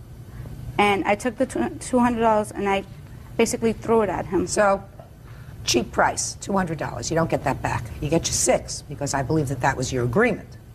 Now, you hired a U-Haul it. Why didn't you stay in the apartment? Because due to her leaving, I mean, I couldn't afford the apartment on my own. Well, just a minute. How much was the rent? $600 a month. And she had already given you $2 for April. She had not given me $2 for April. During the argument, she actually opened her closet, which she already had her stuff packed, and just left. She didn't give you an additional $200? No, I left the apartment before she even finished taking her stuff out. Really? Your Honor, that's not true because we were fighting and there was a person on the phone. He was speaking to his mother and a friend of his, telling them how I started out being a psychopath. He sat there and watched me leave and pack up. What date did you move out? I believe it was the first week in May. You stayed for the entire month of April. Yes. So you lived there. She didn't, right? Correct. So you pay for it. And then you had to move because of the rent. Where did you move to? I'm actually staying with my sister right now. Okay, you paying any rent there? No. Well, look at it this way. You spent $300 for a U-Haul? Approximately, yes. That would have been your share of the $300 worth of rent, right? Correct. And you couldn't afford the apartment anyway, right? So, and you got all that nice furniture. So what are you complaining about? Your Honor, can I say something? No, I want to ask him I want to find out what he's complaining about. Actually, what I'm complaining about is, Your Honor, she stated in the police report, actually, when she filed for court, that I threatened her life and I threatened to do her harm. She actually, I have mail here, which she had actually forwarded to my sister's address.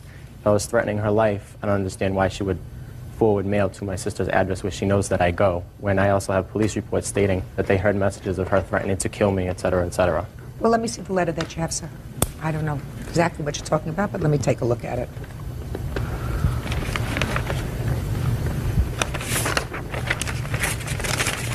I forwarded the mail to her sister's address because at the time when I had nowhere to go, she offered to take me in. That's why I did it. Whatever. It's really not dispositive of anything. All right, you owe $600. Your counterclaim is dismissed. Judgment for the plaintiff in the amount of $600. That's all. Versus Selb, Stamter. Parties have been sworn in. Judge, you may be seated. Sir, have a seat, please. Miss Selb. Yes. You were married to the defendant's father, is that right? Yes, ma'am. For 7 years. Almost 7 years. Yes, ma'am. He died. Yes, ma'am. It is your claim that the defendants agreed to reimburse you for the costs of cremating your husband. Yes, ma'am. They say that there was never such an agreement. When did your husband pass away? I cannot hear you. When did your husband pass away? He passed away of October 6th last year. Was his passing away sudden? No, ma'am. He had been ill for a period of time? Only my son was there. Okay, let's try it on this side. Was your father ill for a long time? I would say yes. What do you mean you would say yes? He had open heart surgery in 1994, and among many other illnesses, and I don't think he ever recuperated, if that's from what you his mean. open heart surgery. Right. Were you notified as soon as he passed away? He passed away at 2 o'clock in the morning, and Natalie called me the next early, about 8:30 the next Was morning. he home or was he in the hospital? He was in the hospital. How long had he been in the hospital? It was 2 days prior. To his passing. She called you 2 days before. Did you go to see him? No. She told us not to. She told us not to bother coming up there. She has no right to do that. And if she did, I would assume that you would just disregard that and go and see your father anyway. She requested us that we did not come up there. Then you disregard that request and you go see your father. She said that he was not, there was no plans for actually that he was going to survive the evening. Even more reason for you to get there. Did you see your father regularly? A few times a year. And you? Natalie made it very difficult for us to see our father. She called me in 1998 and told me that I was never welcome in her home again. So my visits with my father had to be over the phone. I was not welcome in her home. All right, Miss Selb, would you tell me the conversation that you allegedly had with these children about their reimbursing you for the cost of your husband's cremation? On October 21st, they came over to pick up some of my husband's heirlooms. They also want to have the ashes. I told Tina that I have paid $1,200 for it, and she said she will reimburse the money. All I have to do is just send the bill. I never said that. I have sent the bill with a letter. I didn't hear anything from her. Just a minute. At that time, did you give her the ashes? Yes, they took the ashes when they left. Was there any funeral service for your husband? No. There was just at the park, you know, people have got together and had dinner and stuff like that. And I have asked them, but they didn't want to come. But they came to the house to pick up some property, is that right? Yes. That's correct. And you picked up your father's ashes? Yes. Tell me under what circumstances this lady gave you the ashes.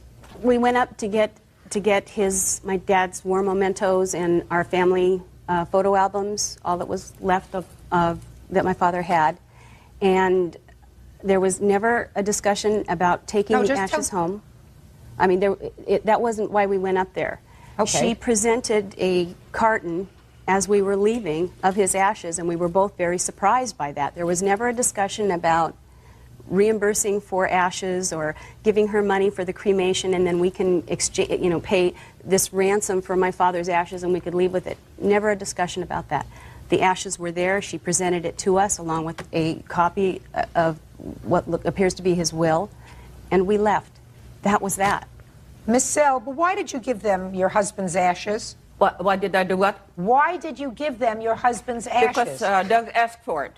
Because they asked for it? Yes. And you had no problem with that? Well, I mean, I didn't want to divide it, ma'am. You know, so I said, okay, you go ahead and take it. Because Tina told me that she's going to reverse the money. Well, when you decided to have him cremated, you didn't speak to her with regard to the costs. Is that right? She told me also that whatever I do is okay with her, and she also talked to my son. That's not true. At the That's hospital. absolutely not true. At the where? At the hospital. When my husband was in the hospital, she called. My son was in the hospital when she called when my husband was sick. Step up. Tell me. Not proper court attire.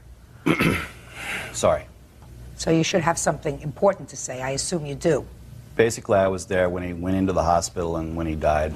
And when did you have a conversation with Tina? I had conversations with them at least, each of them at least twice. Go ahead, let me hear about the conversation. You know, they were asking what was going on with their father and, you know, what do the doctors think? And I said they don't really know. They pretty much think he's going to die or they're not going to do much about it. And then they told me that they weren't able to get up there. So we went in the next morning and made arrangements to have him cremated. They left it in the hands of my mother to take care of.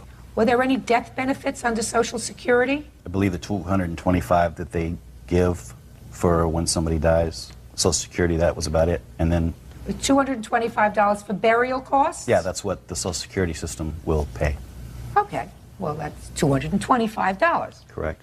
Even that, your lawsuit is $1,200, which is the entire cost of cremation, right? Yes. Is there a will? Your Honor, my father had an estate when he married Natalie. And I have here a record of every single thing that my father had and things that show, as far as I'm concerned, that he had an estate that more than paid for funeral expenses. Plus his wishes to be buried. He wanted whole. to be buried whole next to my mother, who died in 1983. He already had a plot. He already had his wishes known. She knew them. She and I discussed this. When he died, she knew that we did not want him cremated and that he didn't want to be cremated. How long was he married to your mother? 37 years. When did she pass away? 1983. I hired Natalie to be his housekeeper.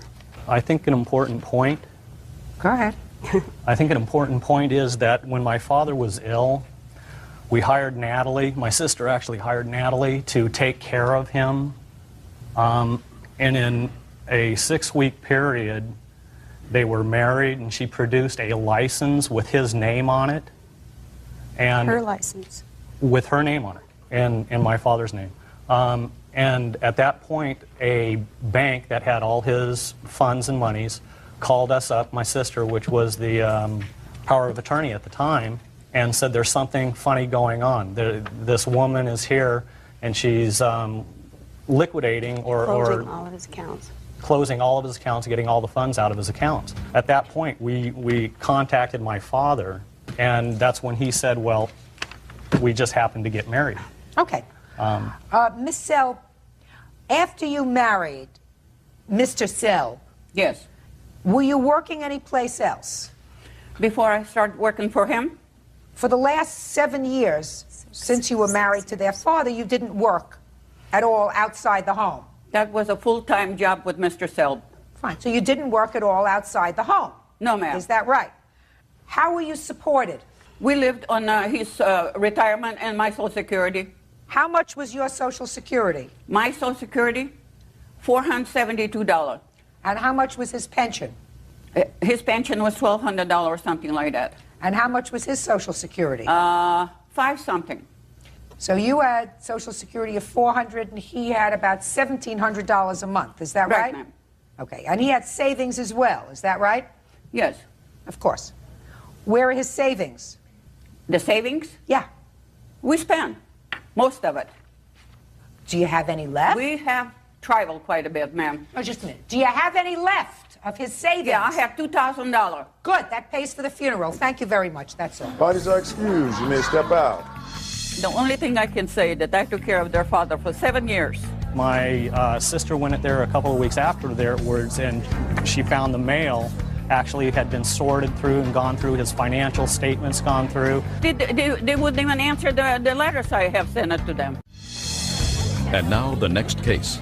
All parties in the matter of Langlois, step forward. 51-year-old office manager Vicki Langlois is suing her ex-husband, 36-year-old operations manager Jim Langlois, for medical expenses for the family dog.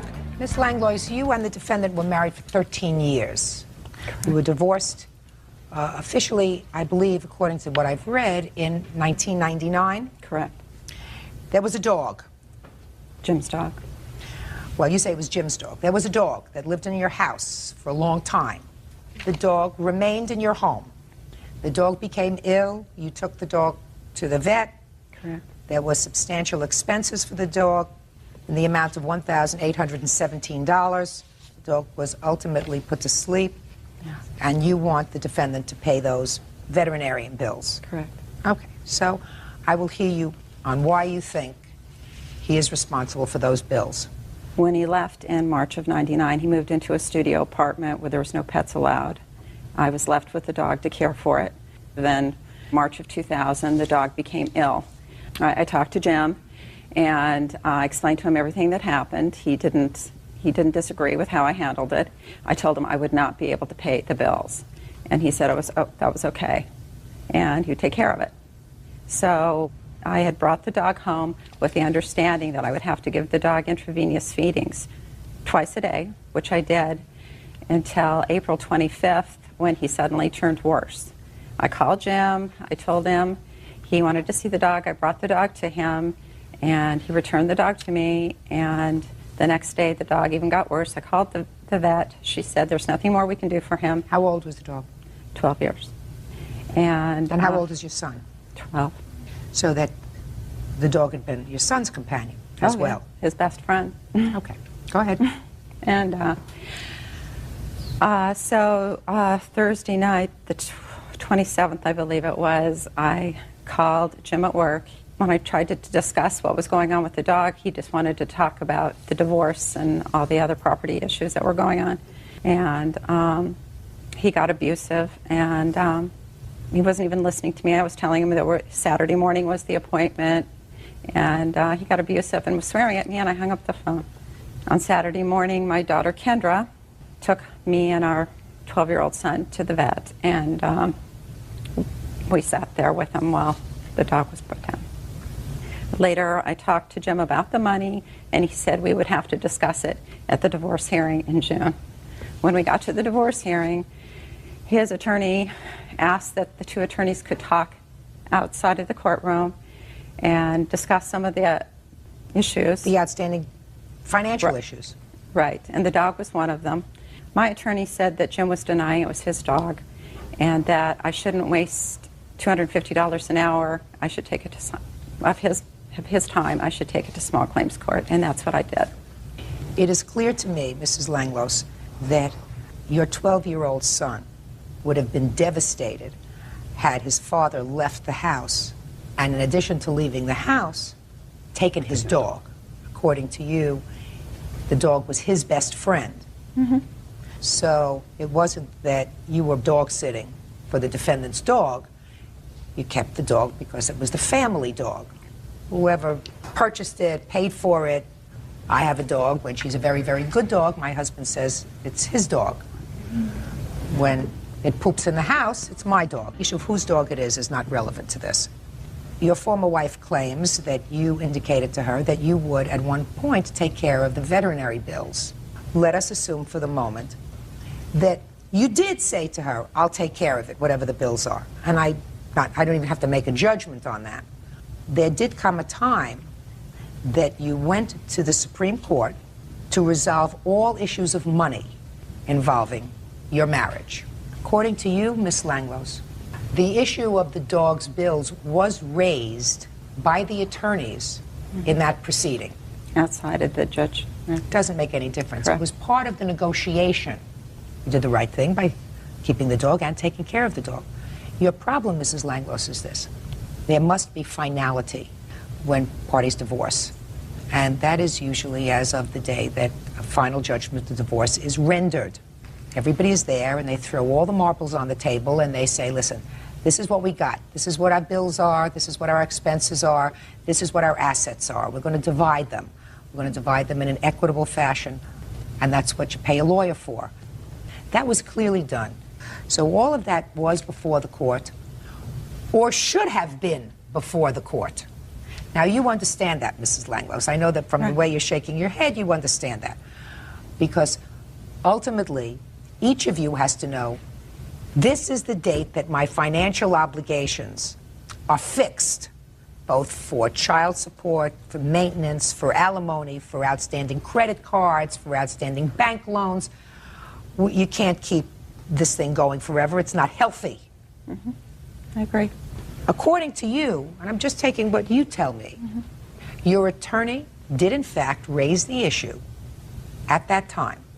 You were given bad advice by your attorney.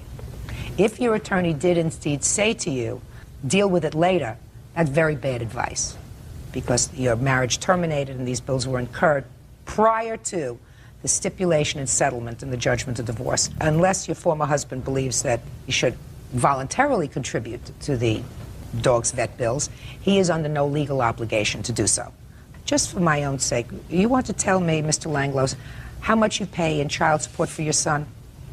I believe it's $961 a month. Do you pay maintenance to your former wife, in addition to the child support? Yes. And how much do you pay in maintenance? 1,000 something. It's a little over 1,000, 1,027. Are you currently current in your child support and maintenance? Yes, my child support and spousal support comes directly out of my work check. Do you see your son? Visit him? Not now, I don't. Why not? We have issues that we're working out through court right now. So there are ongoing issues of visitation? Mm-hmm. So you're still paying lawyers? Yeah. Yes. I am. She's not. She doesn't have a lawyer at this time. I do. Well, that's unfortunate. No, that's not true. I do have a lawyer. Yeah. Okay. Whether you have But a yes, lawyer, we I have his letter that says whether you have a lawyer or not, it's really unfortunate that you can't put a period and start having some sort of normalcy to your lives. That's really very unfortunate.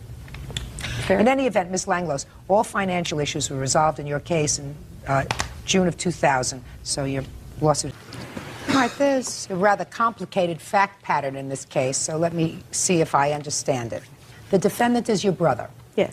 About 2 years ago, your brother had just been released from jail and came to live in your father's home. Yes. This is your father? Yes, it is. Within a day or so after his release, a probation officer came to the house to check up on him, and the probation officer came unannounced. Yes. And that was a condition of your probation. Yes. What had you been in jail for? Possession of methamphetamines? Drugs. Yes. And when the probation officer arrived, the probation officer found your father smoking marijuana. Yes, in his room, Your Honor. Shh. And he was smoking marijuana because he was ill. Yes. And I understand he has now a card that indicates that he can use cannabis for medicinal purposes. Is that right? Yes, Your Honor. You have that card, sir? Yes, Your Honor. At the time, he did not have that card. No, ma'am. So he was taken to jail. Yes. There were certain expenses surrounding his incarceration. You had to bail him out. Yes. You had to hire a lawyer. Yes. And you say that your brother agreed to repay you for these Yes. costs because, but for the fact that he was in the house, you felt as if he was responsible. The probation officer wouldn't have been there, your father wouldn't have been arrested, and you felt as if it was his fault. Yes. Would you step up, sir?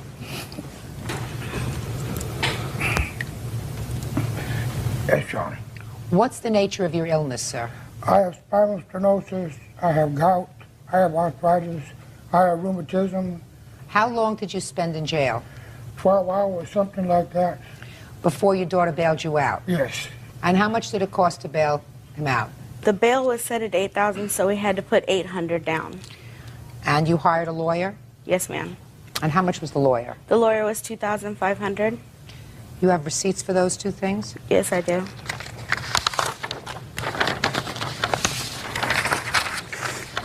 Here's the bail receipt. And this is the attorney receipts. He sent the receipts on the letters. He sent letters showing me the balance and the balance due. What was the ultimate sentence, Mr. Pacheco? They charged me a $300 fine. You can sit down. Are you uncomfortable standing? Yes, sir. Okay, just have a seat. Now, Mr. Pacheco, can you tell me about the conversation you had with your brother with regard to this money? Yeah, at the time when the police they came into the house and they wanted to know where my brother's stuff was. I showed him in the corner because that was my father and my brother's agreement that his stuff was to stay in the corner. That way, if in case anything was to happen, because he told my dad about the search clause, that his stuff was in the corner and nowhere else in the house. He wasn't home at the time. Who wasn't home at the time? Your brother? Yeah, right, correct. My two young sisters were there at the time and very upset that my father had been taken to jail. Me and my brother here walked my sisters to McDonald's to get them something to eat. On the way to McDonald's, we met up with my brother who was coming home. At that time, I told him that our father had been arrested, and he felt bad about it. And he told me, well, all I have right now is $100. Do you know how much the bail is? I said the officers didn't tell me what the bail was set at or anything. He called up and he found out that the bail was set at $8,000, and he asked me if I had any money. I did have money. I was reluctant to loan him the money because he had just gotten out of jail and I knew he didn't have any funds at the time. I did at that time tell him I would loan him the money, and he told me he would pay me back because he felt bad that he had put his father in that situation. But he did say, I'll pay you back. Yes, he did, and he also said that he would pay back any fines, and also if there was any lawyer or attorney fees, he would pay that. And did he say that to you? Yes. My brother, David, was there at that time when we had the conversation. Okay, I'll hear you. Well, what had happened was, I had just been recently incarcerated. I got out, I spoke to my father, I explained to him, I didn't explain to him about the search closet first. I explained to him that I had nowhere to go, I didn't have nothing to do, I needed to stay at his place for a while. To move my stuff in, like she said, I had one particular area, and at that time I told him, that's when he told me to put it in one area, because I told him about the search clause. This was after you moved in? This was, yeah, right after I moved in. And he said, okay, well, rather than just putting me out, he said, well, leave all your stuff here. If anything happens, your probation officer wants to come, this is your area, they can search your stuff. He knew I wasn't doing drugs or nothing. I knew what he did, but he did it in his own room because he was sick, and a long time his doctor told him, you know, that if it helps him, go ahead and smoke it, but he couldn't, you know, prescribe it due to, you know, fear of being incarcerated himself, the doctor. So then when the police came in, I wasn't there. They came in, to my understanding, they didn't even search any of my stuff. They just smelled marijuana in the house. They went to his room with unannounced, and then they seen him smoking the marijuana, so they took him to jail. I was coming back home. My sister told me, Pop's in jail, what happened? Your probation officer come, they searched. So I was real worried about it. I was like, well, how much is going to get out? We'll find out. So we found out his bail. I had $100 in my pocket. I was thinking, where can I get the money? Where? And then Gloria says, oh, I got the $700. So I said, well, you do? I said, okay, well, let's go bail him out. And as far as all the payments of the lawyers and the court costs and all that, I never agreed to pay none of that. I thought about it, well, he got 8 kids, everybody, I didn't put him in there smoking the weed, I didn't have him in there smoking because they came search for me. They didn't find nothing on me. They didn't find nothing in my area. Other than the fact that you agreed to pay her back, you would have no legal obligation to pay for your father, even though the probation officer was there looking for you. And but for the fact that you were living in your father's house, your father, in all probability, would not have been arrested, at least on that day. Yes. That doesn't make you legally responsible unless you agreed to pay her back. I didn't agree to pay no lawyer fees or... Step up. Tell me your name. David Pacheco. You were with your sister when you found your brother? Yes. Tell me about the conversation as you remember it. My sister, when we approached my brother, like she said, she explained to my brother, about how the police came and how they took him to jail and stuff like that. And he couldn't stress enough how bad he felt of, it was his fault that my father had ended up in jail that day. He said it more than once that, I will pay you back anything, whatever fines come up, anything, I will pay you back as soon as I can. When did you decide, sir, that since there were 8 children, it should be spread around? When I couldn't pay the bill, when I couldn't pay nothing, and I didn't agree to pay I just want to know, you didn't say to your sister at the time, well, there are 8 children, so we'll spread this around. No, I didn't, because at the time I was just worried about getting my father out of jail. Right. As far as the bail, I may be responsible for the bail because if he was incarcerated because of me, but that don't make me got to pay. Well, I got to pay the plant fees. He got his plants took, his weed took, his put it in jail. I didn't put him there. I didn't tell him to smoke no weed. I know it helps him, but I didn't know they was coming to raid him. Mr. Pacheco, I don't think you listened to what I said before. I said, if it weren't for the fact that I believe that you told your sister at the time that you would pay her back this money, you would not have a legal obligation to do it because it's not your fault that your father was smoking marijuana, even as he claims, for medicinal purposes. But I can imagine how badly you felt at that moment when you found out that your father had been taken to jail. Yes, of course. That you felt terrible, and you said, let's do whatever we can to get him out, and I'll take care of the bills, but I don't have the money now. I mean, that sounds logical to me. Well, later on, perhaps. We didn't even discussed anything about the lawyer fees or anything till after that day anyway. Now, when I told my father, let me know what's happening, and I'll do whatever I could do, but I say I will pay it, and then when he starts coming at me with $2,500 for a lawyer, you know, I'd have got a public pretender. Public pretender. I never heard them referred to as a public pretender. I've seen some of them work. Some of them are pretenders. That's what I say too. But see, you get that from the state. I mean, you know, why I'm a public I wouldn't pretender. get no $2,500 Got on a to lawyer. send that one to the Bar Association. Judgment for the plaintiff in the amount of $3,600. That's all. Parties are excused. You may step out. I ain't tell him go get no lawyer or tell him to, you know, go hire this high-priced lawyer and get all these fines. I never agreed to none of that. Sometimes family, they might say something at the time and not mean it, but you just have to pursue it. And now the next case. All parties on Clay versus Markham. Step forward, please. 50-year-old respiratory therapist James Clay is suing 30-year-old former teacher's aide Don Markham. James says during his family stay at a hotel, Don injured his daughter in the pool. Mr. Clay, I understand that you were at a motel with one of your daughters. 2 of my daughters, yes, ma'am. And it was a nice day, and you and your daughters were in the swimming pool. My 2 daughters were in the pool, and my wife was supervising them. And at the same time, the defendant was in the swimming pool. Yes, ma'am. You were there with a group of people? Yes, I was there with a school group. I was a room chaperone. You were the chaperone? Room chaperone, just for the evenings in the room. According to your complaint, Mr. Clay, the defendant injured your 11-year-old daughter. Yes, Your Honor. Were you present when that happened? I was not present. Who is a witness to what happened? My wife. Could you step up, please?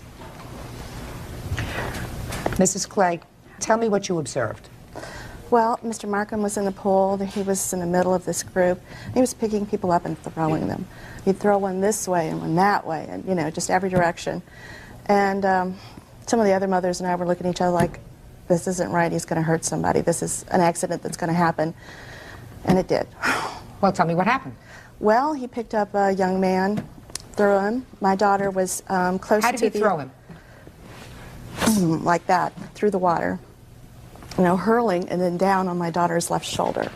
Pushed her under the water. And she came back up and her shoulder was obviously hurt. Well, what did Mr. Markham do? Well, I looked right over at him and he just kind of shrugged his shoulders and didn't say anything. Did you take your daughter for any treatment? We went back to the room, got dressed, and subsequently went to the hospital, the ER. Do you have any papers from the emergency room? Yes, ma'am.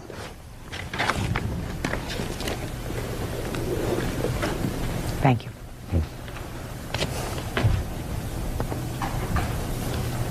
Laura, would you like to step up with your mom and dad? Sure.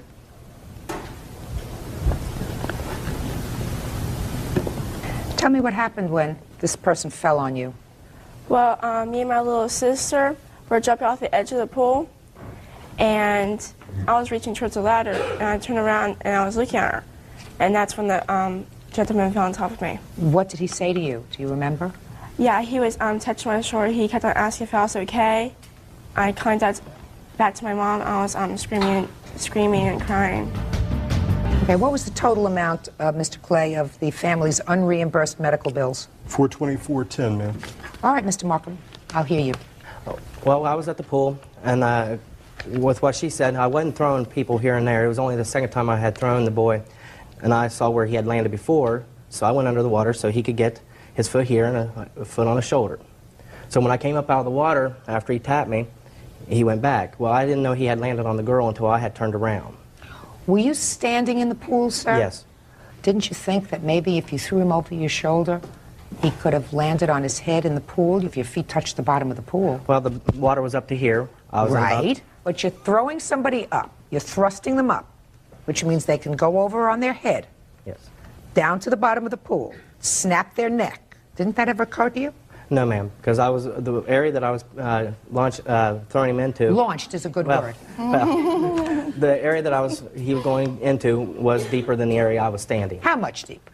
I'd say a good foot, but I figured if somebody wasn't diving head first or anything like that, if somebody was just dropping into water, you know, he had asked me to do it, so I was having fun and enjoying myself with the kids, having a good time, so I did.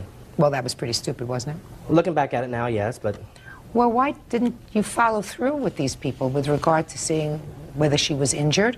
Well, after the boy had landed on her and I saw that she was injured, I did go over to her, asked her if she needed help. I told her, you know, I'm sorry about this happening. And I stood there. I was going to help her up out of the pool, and she told me, no, no, don't touch me, don't touch me. So I backed up out of the pool and just kept an eye on her until her mother came over to her. And then I watched them go out of the pool. And that was the last time I heard anything until, you know, the girl from the front desk came over to me to get my name and address to fill out the accident report. And then I didn't hear from him again until September 15th is when I got a certified letter from him.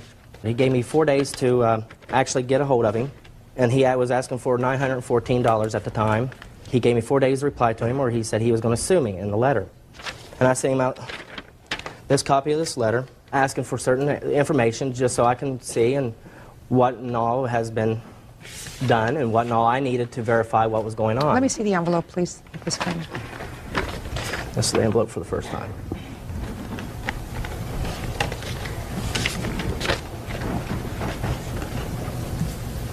Mr. Markham, well, you talk here in terms, sir, of your level of responsibility. But what do you mean, my level of responsibility? I know as myself, I have a deductible amount, but I never heard of a deductible amount being so high. So I thought, okay, so well, you're talking about the level of your financial responsibility. Yes.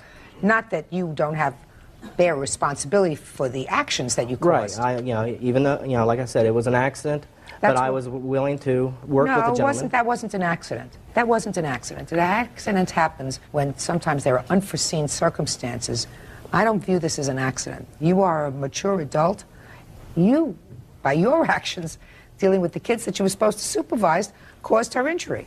So there's no question about your responsibility. The only question is how much. Now we know that just the money part of your responsibility is $424.10 with regard to out-of-pocket expenses by the plaintiff. Is that what you believe is your level of responsibility?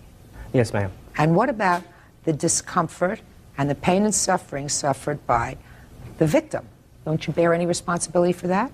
Well, I feel for her circumstances, and I don't know if there is a amount you could put on. That's what courts do. Courts put on an amount.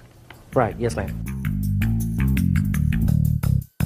What were you doing that summer? Were you still in school on June 11th? No, actually, I went on a camping trip with my dad and my little sister. Right afterwards? No, we had to wait at least for the rest of the month. For the camping trip, my husband said that she couldn't really hold a backpack so they could go, you know, really hiking for a long time or anything like that. So it was a trip that we had planned all year, just me and my two daughters going out west. And it ruled her out of soccer for the fall. She wasn't able to play. You mean in September you still had residual effect of the shoulder injury? I had, I couldn't move my shoulder for a very far distance for about 3 months afterwards. Mr. Markham, that's what courts mean by pain and suffering. Plaintiff is suing you, Mr. Markham, for $3,000. He's suing you, I assume. The other $2,500 is for pain and suffering on behalf of his daughter for the discomfort that she endured as a result of your actions. He is absolutely entitled to that judgment for the plaintiff. Parties have been sworn in, Judge. You may be seated. Ma'am, have a seat, please. All right. Well, there are certain things about this lawsuit that we can all agree on. Ms. Kessler, the defendant is your cousin. Correct. Also a neighbor. Correct. And he has a girlfriend. Girlfriend? Yes, ma'am. You also know Dawn. Yes. And according to what I've managed to piece together from reading these papers, you were having a conversation with Dawn. And during that conversation, you told her something about your cousin that she didn't like, and that certainly he didn't like. What did you tell her about him? That Jason was in Terre Haute on a boat, fishing and partying all weekend, Labor Day weekend, instead of being out of town working. So you told his girlfriend that he wasn't where he was supposed to be, but he was out partying when he was supposed to be employed, right? Yes. And you confronted Jason? Yes, ma'am. Step up. When did you tell Jason? While I was on the phone with Amanda, I had asked him about it. So he was at your house? Yes. Had you called Amanda, or did she call you? She had called me. While you were on the phone with her, did you call into Jason and say, Jason, tell me what you did? After she had told me Jason was sitting there, and I had asked him. Were you still on the phone with her? Yes, I was. So you're holding the phone? Yes. And what did you say to him? I had asked him, Amanda had told me that he had lost his job, and that he was out drinking, So I had asked him about it. And What did you say? I asked Jason if he had lost his job, and he said that he didn't lose it, that him and his partner that he was working with had walked off of the job. And I proceeded to tell him that Amanda said that they were out partying, and I had asked him about that, and he said no. Then Jason got mad and went over to confront Amanda about this. And then this is when the confrontation went into effect. Did you follow him? No, not over to Amanda's house. I was watching out of my bay window, which... So you didn't see what happened when you Not got when there? he went over to her house, no. So that you can sit down. So here we have it. You put your nose in where it didn't belong. He got mad, and you went over to her house. True. Furious. Yes. What happened when you got there? Oh, I didn't go in the home. I just was outside, and she ran into the house, and I grabbed ran the into the shovel. house? She did, Amanda. I grabbed the shovel, and I proceeded to go up to her van, and I destroyed the taillight. I hit the taillight, and I paid for a new one, got the receipt, and gave it to her. From that point, there was nothing ever said or anything about it until I got papers from her saying she wanted to serve me to go to court, saying I caused $1,900 of damage, that I beat the van with the shovel, which there is no dents on there from a shovel.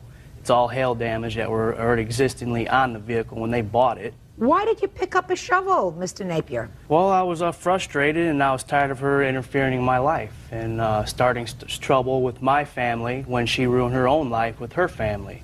You mean you couldn't settle that with words?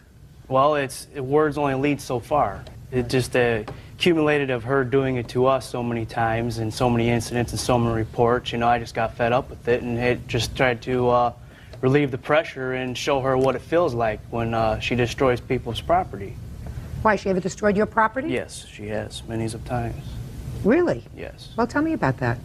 Well, I got a report here of stating she did criminal mischief and she popped my fiance's tires in broad daylight, and said that two men in a Buick pulled up and jumped out of the car and popped the tires when she was drunk, and she deliberately went over there and did that. Well, how do you know she deliberately did that?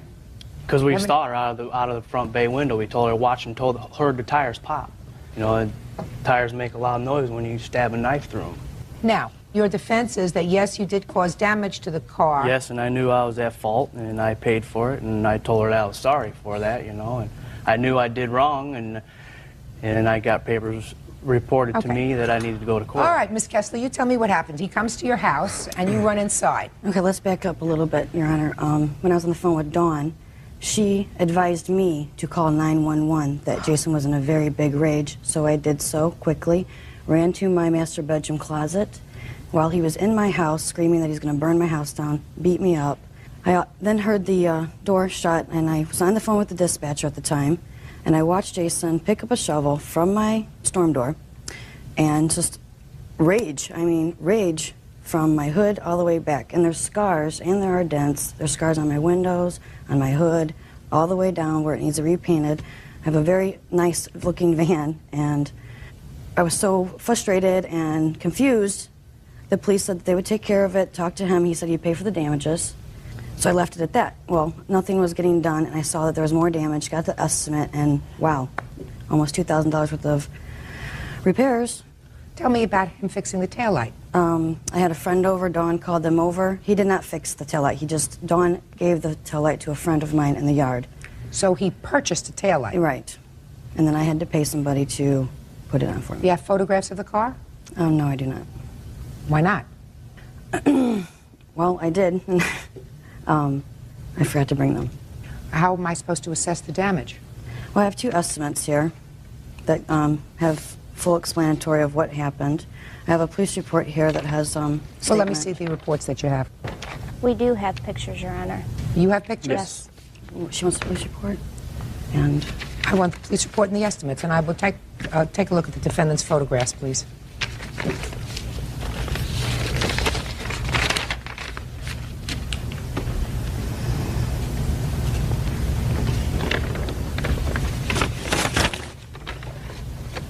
Now, Dawn, you did not witness this, is that right? Yes, I did. You said you were in the house. Yes, I witnessed it through my bay window, which her van, she has pads that that come up into the side of my yard, which is right in front of my bay window, and I witnessed the whole thing. Mm-hmm. Now you're showing me these photographs, sir. And if those were created by a shovel, they'd be a lot It would bigger have done than that. a lot more damage than that. This one certainly looks as if it's an absolutely fresh scratch with a dent. Want to take a look at that on the hood? Right. He never went to the front of the vehicle. He Never. stayed at the end. When the police came, the shovel was still by the tail light, halfway in the yard and on the sidewalk. He hit the tail light, dropped the shovel, and he proceeded to leave. You're also presenting a bill here that talks about front lamps, front bumper. He hit my van about 22 times. Well, if he hit your van about 22 times, then you should have, clearly, some evidence to demonstrate that. Certainly this caused substantial damage. Right, that was at the end of his rage. This is not damage. That's what your van looks like now, right? Right. There's scars all the way up and down. The Oh, but window's scarred. You don't see that here. What you're saying is those scrapes and dents were not caused by a shovel. Right. Well, if you pick up a shovel and you cause this kind of damage, you see more than just a scrape. Right, right. Doesn't that seem logical to you? Seems logical to me. Especially with the anger that he had in him to do little dents like that. I mean... How much did it cost you, Miss Kessler, to have the tail light fixed? I paid a gentleman $10, a friend of mine, just to install it for me. Miss Kessler, why is it that you felt it necessary to tell Dawn about your cousin's Labor Day foray? I didn't call her purposely for that. Dennis called in on call waiting while I was on the phone with Dawn, and then he told me this information. I popped back over on Dawn and said, well, that was Dennis, and she said, what's going on? And I gave her just facts, that Jason was in Terre Haute on the boat instead of at work. You see, Miss Kessler, what happens is when you stick your nose in somebody else's business, something's going to happen. I mean, what did you think? Jason was going to thank you for outing him with his girlfriend? Did you think he was going to be happy about that? That he's out fooling around on a weekend when he's supposed to be working? In any event, I think you better settle your differences, because if you're not only cousins but neighbors, this kind of stuff is absolutely ridiculous. You say it cost you an additional $10 to have it installed? Correct. That's the judgment. Judgment for the plaintiff for the amount of $10. That's all. Parties are excused. You may step out. It was wrong for her to call over there and start stuff with my fiance and try to get me into a predicament that shouldn't have been escalated into. I would like to move on with life. And now the next case. All parties on York versus Morash. Step forward, please. 64-year-old retired postal worker Beverly York is suing her son, 39-year-old mover Leonard Morash, for a loan to pay outstanding court fines. Leonard says his mother told him he didn't have to pay it back. According to your complaint, your son was incarcerated. What were you in jail for, sir? A felon in possession of a firearm, ma'am. And he had served his time on that charge, but it appeared that he had some outstanding parking tickets or outstanding driving tickets. Is that right, sir? Outstanding fines, Your Honor. What kind of fines? For a little criminal activity of possession of cocaine, possession of marijuana. And what were the fines for? Court fees? Yes, ma'am. That you hadn't paid? Correct. And how long? Several years. Not terribly responsible. So that you were contacted in order to find out if you would put up the money to pay those fines so that he could get out of jail. Correct. You agreed to do that, according to you. You made a loan to him. $705. $705. He got out of jail, didn't pay you. Correct. Who contacted you? At first, my son contacted me. From prison? From prison. And he asked if I would loan him the money. And he has made several loans in the past that he has never paid me back. And this time I said no. And then he called later on from his counselor's office, and he wanted me to speak with his counselor. And his counselor advised me that he had changed and thought that it would be a good idea if I helped him out. How long were you in jail, sir? I was in there for about 3 years. You were anxious to get out? Yes, ma'am, I was. How long would you have had to remain in jail if your mother hadn't paid the fines? It might have been like 6 months. So you were looking at another 6 months? Correct. Now, you did call your mother initially. After she finished speaking with your counselor, you spoke to her. Is that right? Yeah, she was a little leery of doing it in the first place. And what did you tell her? I said that I would come back to live with her and be with my son. Your mother has legal custody of your son? Yes, she does at this point in time. Well, she has for a long time, I assume. Correct. I have been in and out of his life. How long have you had legal custody of your grandson? Since he was a year and a half old. That's you, right? Yes. You like living with your grandma? Yes, I do. Treats you good? Mm-hmm. By the way, do you want to be in here or would you like to wait outside? How do you feel about it? I'll stay in here. You sure? Mm-hmm. Okay. So you told your mother that you would come back to live with her. Yes, I did. Did you go back to live with her? No, I'm residing in Concord now. I have a good job there and a beautiful apartment, and I'm with my wife. And she doesn't like the fact that I'm with my wife. But she had told me prior to that I did not have to pay her back as long as I was with my son. Well, when did she tell you? Okay, so let's go back. When did she tell you that you didn't have to pay her back? During a visit at the halfway house that I was in, after getting out so I could get back into society and conform and just do the right things. And she had visited me with my son, and it wasn't about the money issue. It was about me being back into my son's life and him having a father, and which I always tried to do. My mother's very controlling and overbearing at times. She can't control you while you're in prison, sir. What did she say to forgive this loan? She said to me, it's not about the money, Lenny. I just want you to come back into your son's life and take care of him, have responsibility for him. And I've always wanted to do that, but I have my crosses that I bear. I've made mistakes in my life. Okay, so what did she... I just want to carry on. So what was the arrangement? The arrangement was that you would come back to live with her, correct, be in your son's life, mm-hmm, and if you did that, she would forgive the loan. Right, and not go Just back a second. to my... Hold on. Did you go back to live with her? No, I did not, ma'am. Well, if you did not go back to live with her, sir, you still owe her the money. Now, you were married at that time? I've been married for 3 years. So instead of going and living with your mother, you went back to your wife? Correct. Well, do you think that you breached the agreement with your mother? No, I don't, because I believe she had said that I didn't have to pay her. She said you didn't have to pay her if what? If what? If I went back into her life, in my son's life. You told me if you went back to live with her. Right. With your son. With my son, correct. Okay, but you didn't do that. No, I did not. So you didn't fulfill your part of the agreement which forgave the loan. Are you following me? Yes, I am. Well, I mean, because you had a choice. Your choice was that either... I went back to live with my wife, correct. Right. And then she started haunting me on the phone and calling me all sorts of names on the phone with my son on the phone. My son's screaming and crying. She's back in the background calling me all sorts of, insidious, crazy names. And I love her. She's my mother, but I can't put up with her sometimes. Mr. Marash. Yes, ma'am. You were in prison for 3 years, so during the 3 years that you were in prison, you were, I assume, not contributing to the financial support of your son. Is that right? Correct. Now that you have a good job, how much money have you been sending to your mother to contribute to your son's support? I haven't. Why not? She hasn't asked for any. If she would let me into my son's life... Just a minute.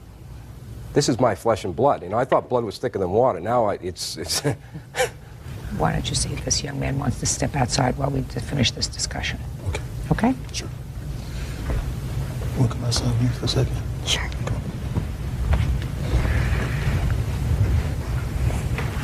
How you doing? Fine. Come on. Go right this way. Okay. Your grandson is what, 11? He's 10. He's 10. I assume that the reason that you have legal custody of your grandson is because not only was his father incapable of taking care of him, but his mother as well. Correct. Is his mother alive? Yes, Your Honor. Does she have any contact with him? No, she does not. You should not wait for her to say, I need some money for him. She's been managing without you for 9 years. You should say, now I have a good job and I want to become an active member of society and fulfill my responsibilities. So for my good job, I'm going to send you $100 a week, $200 a week. I'm going to try to make up for what I haven't sent you over 9 years. Instead, you continue to bleed her. You should bless her every day. She took over your responsibility for 9 years. I mean, you may be angry. You may think my mother's controlling. She sets the times that I can see my son. She wants me to only see him at her house. All of those things. Does that sound familiar to you? Something like that. I would too. She's right to say to you, you'll see him on my terms until I'm sure that you're going to be a positive influence in his life and not going to be here today and gone tomorrow. Yeah, but I also understand that a father should be in his son's life irregardless of mistakes or, things. It's the way it should be. Oh, who I have a lot, said that? I have a lot to offer him. What do you have to offer him? Friendship, love. companion, being his father. Fathering a child takes a second. That doesn't make you a parent. She's his parent. Mother and father. You weren't there when he had the measles, the mumps, the chicken pox if he had, when he had strep throat, when he had an upset stomach, when he had to do his homework, when he had problems with a classmate, when somebody made him feel badly in school because his father was in jail. You weren't there. She was. You have to prove yourself to not only your son, but to your mother as well. And you're going to start proving yourself by paying her what you owe her. Judgment for the plaintiff in the amount of $705. That's all. Thank you, Parties Your are Honor. excused on the calendar in the matter of Wilson versus Pierce. Parties have been sworn in, Judge. You may be seated. Folks, have seats, please. Miss Wilson, according to what I've read, you knew the defendant through a niece of yours. Yes. The defendant had 2 children, and she found herself pregnant. Yes. And had very little money. So far correct? No, ma'am. Had a lot of responsibility. Yes, ma'am. But it was financial responsibility. And a decision was made between the 2 of you that you would take the baby, right? Yes. Yes. According to you, you kept the baby for 2 years. Yes. Little girl? Yes. Raised her in your home. Yes. With the expectation that you were going to be keeping her. Yes. And then you had to register her for daycare. You notified the state that her survivor's benefits, because her father was deceased. Yes, her father's deceased.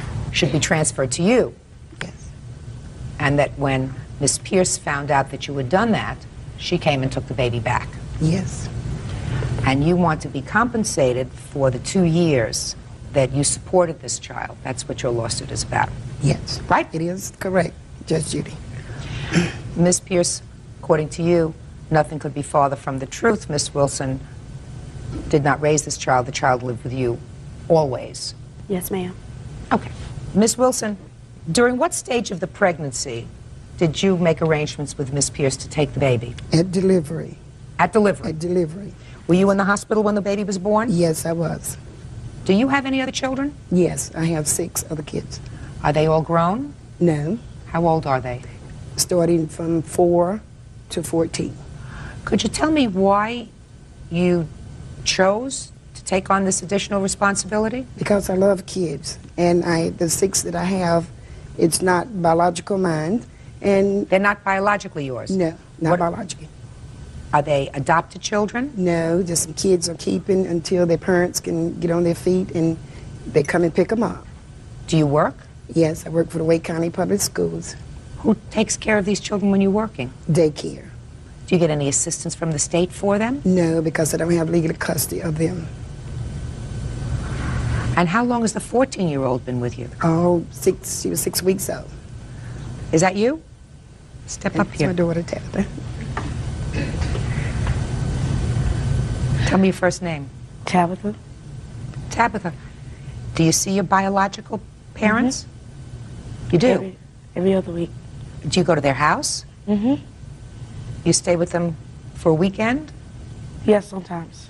But you've been living with Miss Wilson since you're a baby. Mm-hmm. She take good care of you? Mm-hmm. How do you do in school? Good. Do you help take care of the younger ones? Mm-hmm. I love them to death. I love little children. Do you know Miss Pierce's baby? Yes, ma'am. What's her name? Diamond. Do you remember when Diamond came to live with you? Yes, ma'am. Tell me about that. She had called us to come to the doctor because she was about to deliver Diamond. So I went with my mom, woke me up, we got dressed, and we went to the hospital. Francis told the doctors to hand her over to my mom when she came out, and my mom walked around and held her, and she smiled at me and my mom. And then that's when they put her in a little bed, and then we all went home. Then 2 weeks later, she called for us to come and get Diamond. Did Diamond live in your house all the time? Mm-hmm. Have a seat. You got no support from this child at all during the time she was with you? No, I didn't. Not at all. And tell me what happened after 2 years, Miss Wilson. I told Francie that I need to put Diamond into... This is Francie. This is Francis. I need to put Diamond in daycare, and I needed $90 to do so. And, well, that didn't work. So I went down to Social Security and filed for Diamond's SSI to come to where Diamond lived, which is my address. I had that done, and then I went back home. In about 2 hours, I called Frances and told her what I had done, and if she rejected, I wouldn't get it, but if she didn't, I would get it for Diamond. And she said, no, you can't, because this is what I need over here. But I said, well, Diamond don't live over there. Diamond lives here. So I'd say an hour, 2 hours, the Raleigh police come to pick her up. That was April the 28th this year, 2000. And I haven't seen her since then, but I want to see my baby. That's my daughter. I mean, she had her, and I love this baby. I want to see the baby. I want to see her. Miss Wilson, what do you do for the school system? I'm a teacher's assistant. You don't have any court papers for any of your children that are living with you? No, no court papers, no legal documents. No guardianship papers? No. Tell me why, Miss Wilson. You are not an unintelligent woman. You know that if you have children living with you, for instance, if they need to go to the doctor, and you have to sign a consent form for the doctor to take care of them, who signs that form? I do. I signed the form. But you don't have the legal right to sign the form unless you have these papers for your kids. Certainly, this young lady has been with you for all of her life. You are her mother in every real sense of the word. But you should have some papers for her. There are ways that you can get assistance for these children to make your life a little more comfortable. Judge Judy, the 5 kids, well, the 6 that I have, their mom, they cooperate with me. And when we correspond together, they sign papers, they give me money for them. And that's one reason why, because I didn't want to sign the legal papers for them, because they cooperate. We would talk, and we just got along great. But when it comes down to Miss Frances, we just couldn't communicate. And I love my daughter. That's my daughter. Well, Miss Wilson, if she did live with you for that 2-year period, and she did not live with her mother, and if you want to fight for custody of her, I believe that you have the right to do that. I can't tell you what the outcome of that case would be, Miss Wilson, but there are certain rules with regard to parenting. You cannot leave your child with someone else for 2 years and just decide to take her back. The court, however, Miss Wilson, will look into your current situation with the other children that you have in your house, and they're going to scratch their heads like I am and say, listen, either this woman should be nominated for sainthood or there's something wrong with her. I have a feeling it's the former rather than the latter, because it seems that you have a working relationship that most courts can't work out for at least 14 years with regard to having a nice relationship with your biological parents, but knowing that you have a secure, stable home with you. Judge Judy continues in a moment. At the time, Diamond's father was going through some problems himself. He was dealing with drugs, staying in and out of prison. I have a sense that you are struggling with these 3 kids. I am. Real cases, real people. Judge Judy. Shirley Wilson is suing former friend, 27-year-old Frances Pierce, for the cost of caring for Frances' baby.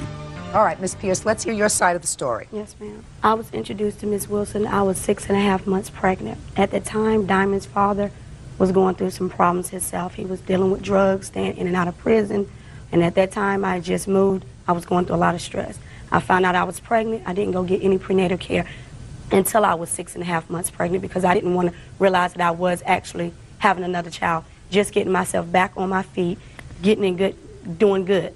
I said, I don't really want to have this baby. I don't want to abort, okay? I want to find another situation. We sat down, we talked. She'd come to my house. I would go visit her. We talked about maybe giving up for an adoption. I said, well, okay, right now, in the situation I'm in, I can't deal with her father. I know I'm not going to get any help. I'm just getting off of assistance, and my goal is to keep going. I don't want assistance anymore. Okay, but you had already talked to Miss Wilson with the idea that she would adopt your baby. Yes, ma'am. But okay. She knew, yes. Okay, go ahead. Okay, then when Miss Wilson came up, that's true, her and the daughter came up, and Diamond was born. She did hail Diamond. They talked or whatever. After that, I did not see Miss Wilson anymore till Diamond was like maybe 3.5 weeks old. She did not keep Diamond. Diamond went with Felicia Wilson and her mother. Social service paid them to keep them, because at that time I was working at Winn-Dixie and I was cleaning buildings at night. What happened after 3 weeks, Miss Pierce? I went to work. I went back to work. And started who back took working. Diamond after 3 weeks? She stayed in my home, but Felicia Wilson and her mother, social service paid them to keep her while I worked. Well, tell me under what circumstances she started to stay with Miss Wilson. Miss Wilson came by and said her school donated a whole bunch of clothes and stuff for Diamond. Brand new clothes. She said, Francis, I understand the situation you're in. She said, we'll sit down and talk about it. Right now it's probably not the right time to talk about it. She said, but I will agree to let Diamond stay in my home if you need it. I said, well, right now I don't really need her to stay overnight. I just need help with daycare until they will approve me to get it, because at that time my assistance was ran out. I wouldn't even be able to apply for any more. When Diamond got 9 months old, she said, I'm attached to her and I cannot let her go. If we want to do it another way, we can do it. If you don't want to do it the legal way. And I told her I wouldn't do it the legal way because I felt guilty with myself. I can't give her up like that because she got sisters and brothers, and it will break their heart. When she leaves to go over there for the weekend or during the day, they run to her. They want to go with Shirley. Shirley has taken them with her. And she has babysitted my other 2 kids while I work. And I work down the street from her apartment, cleaning. She would come and get my kids. When I get off work, I would go back up the street to get them. I wouldn't apply for child care. They approved me child care for all of my kids under the agreement if I went back and got some trade in school. I did. Went to CET and graduated in medical billing. Where was Diamond living from the time she was 9 months old? Off and on between both of our houses during the weekend. She stayed with me You don't mean during the weekend? During the week, Diamond stayed in my home. If she wasn't there babysitting with them, she stayed because Ms. Wilson worked at school. She's a janitor at Wake County. She worked, so how could she keep her in her home when the other kids are in school? Okay. You have things that you want to show me? Yes, I have. When I first put Diamond in daycare, I have the daycare papers each day coming home telling me about. I also have Diamond's birth certificate. I have Diamond from birth to 2 years old in pictures. Let me see. Judge Judy, the paper she has is the papers when a kid come home from school, it's in the bag. They would say, we need Pampers, well, we need wipes. I understand exactly what it is. Okay. I have grandchildren. And I have go the to same daycare. papers she has. Well, let me see them. I have an application for when I went No, in. show me the bag.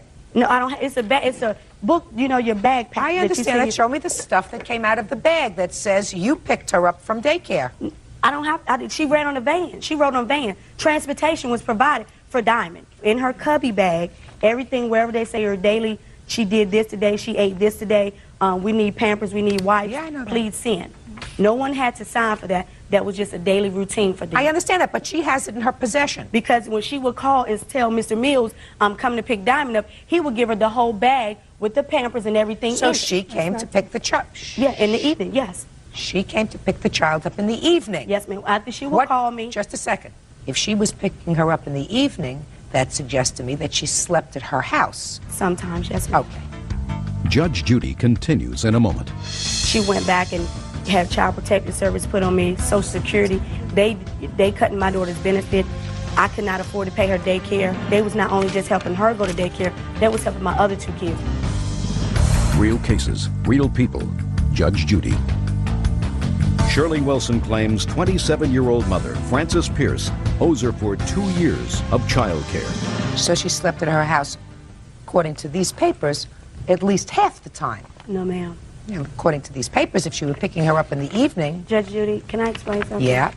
The way that it works in Raleigh, if I'm at work, I have to sign a statement stating who's authorized to release my kids off the van, which at that time was Mr. Napoleon Mills, was my fiance. He's not your fiance anymore? No, ma'am. He, at that time, had to work himself. So she will call me and say, Francis, I'm going to come by. I will call Napoleon. Shirley's coming by. Just give her the bag. Everything is in the bag. Okay, Miss Pierce, right now we have the following problem. We have a problem with Miss Wilson and your daughter Diamond, who were clearly attached to each other, not seeing each other since April 28th. For whatever reason, for whatever anger you may have with each other. None. I don't have any anger towards her. Great. You got attached, she got attached. There was a time in the beginning that you were going to let her adopt this child. Yes, ma'am. She, even for a short period of time, was laboring under that assumption until you felt as if you couldn't do it legally, according to you, but you would do it in spirit because she could come and take her whenever she wanted to, and she could be as an involved parent as she wished.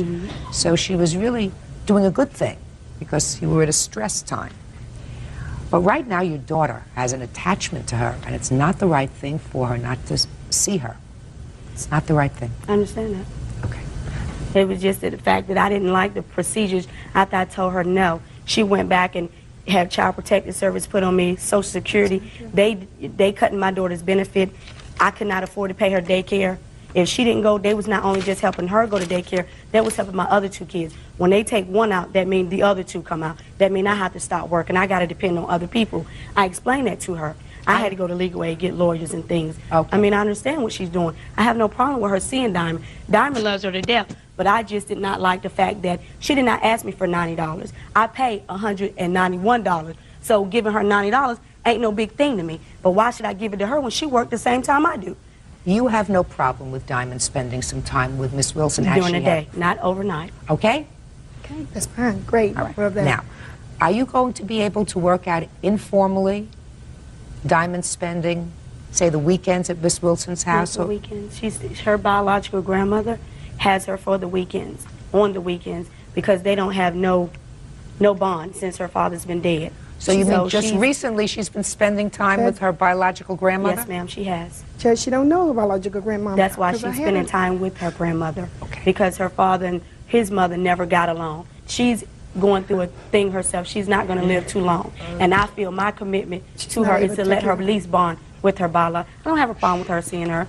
She knows her biological grandmother. She took her down to her biological grandmother's house to visit her. Miss Pierce, I have a sense that you are struggling, doing well, but struggling with these 3 kids. Because if Diamond's biological grandmother didn't bond with her because she didn't see her for 2 years, and now Diamond is not with Miss Wilson on the weekends, so you really needed somebody else to fill in. So you're getting, so the biological grandmother is a very good vehicle to fill in.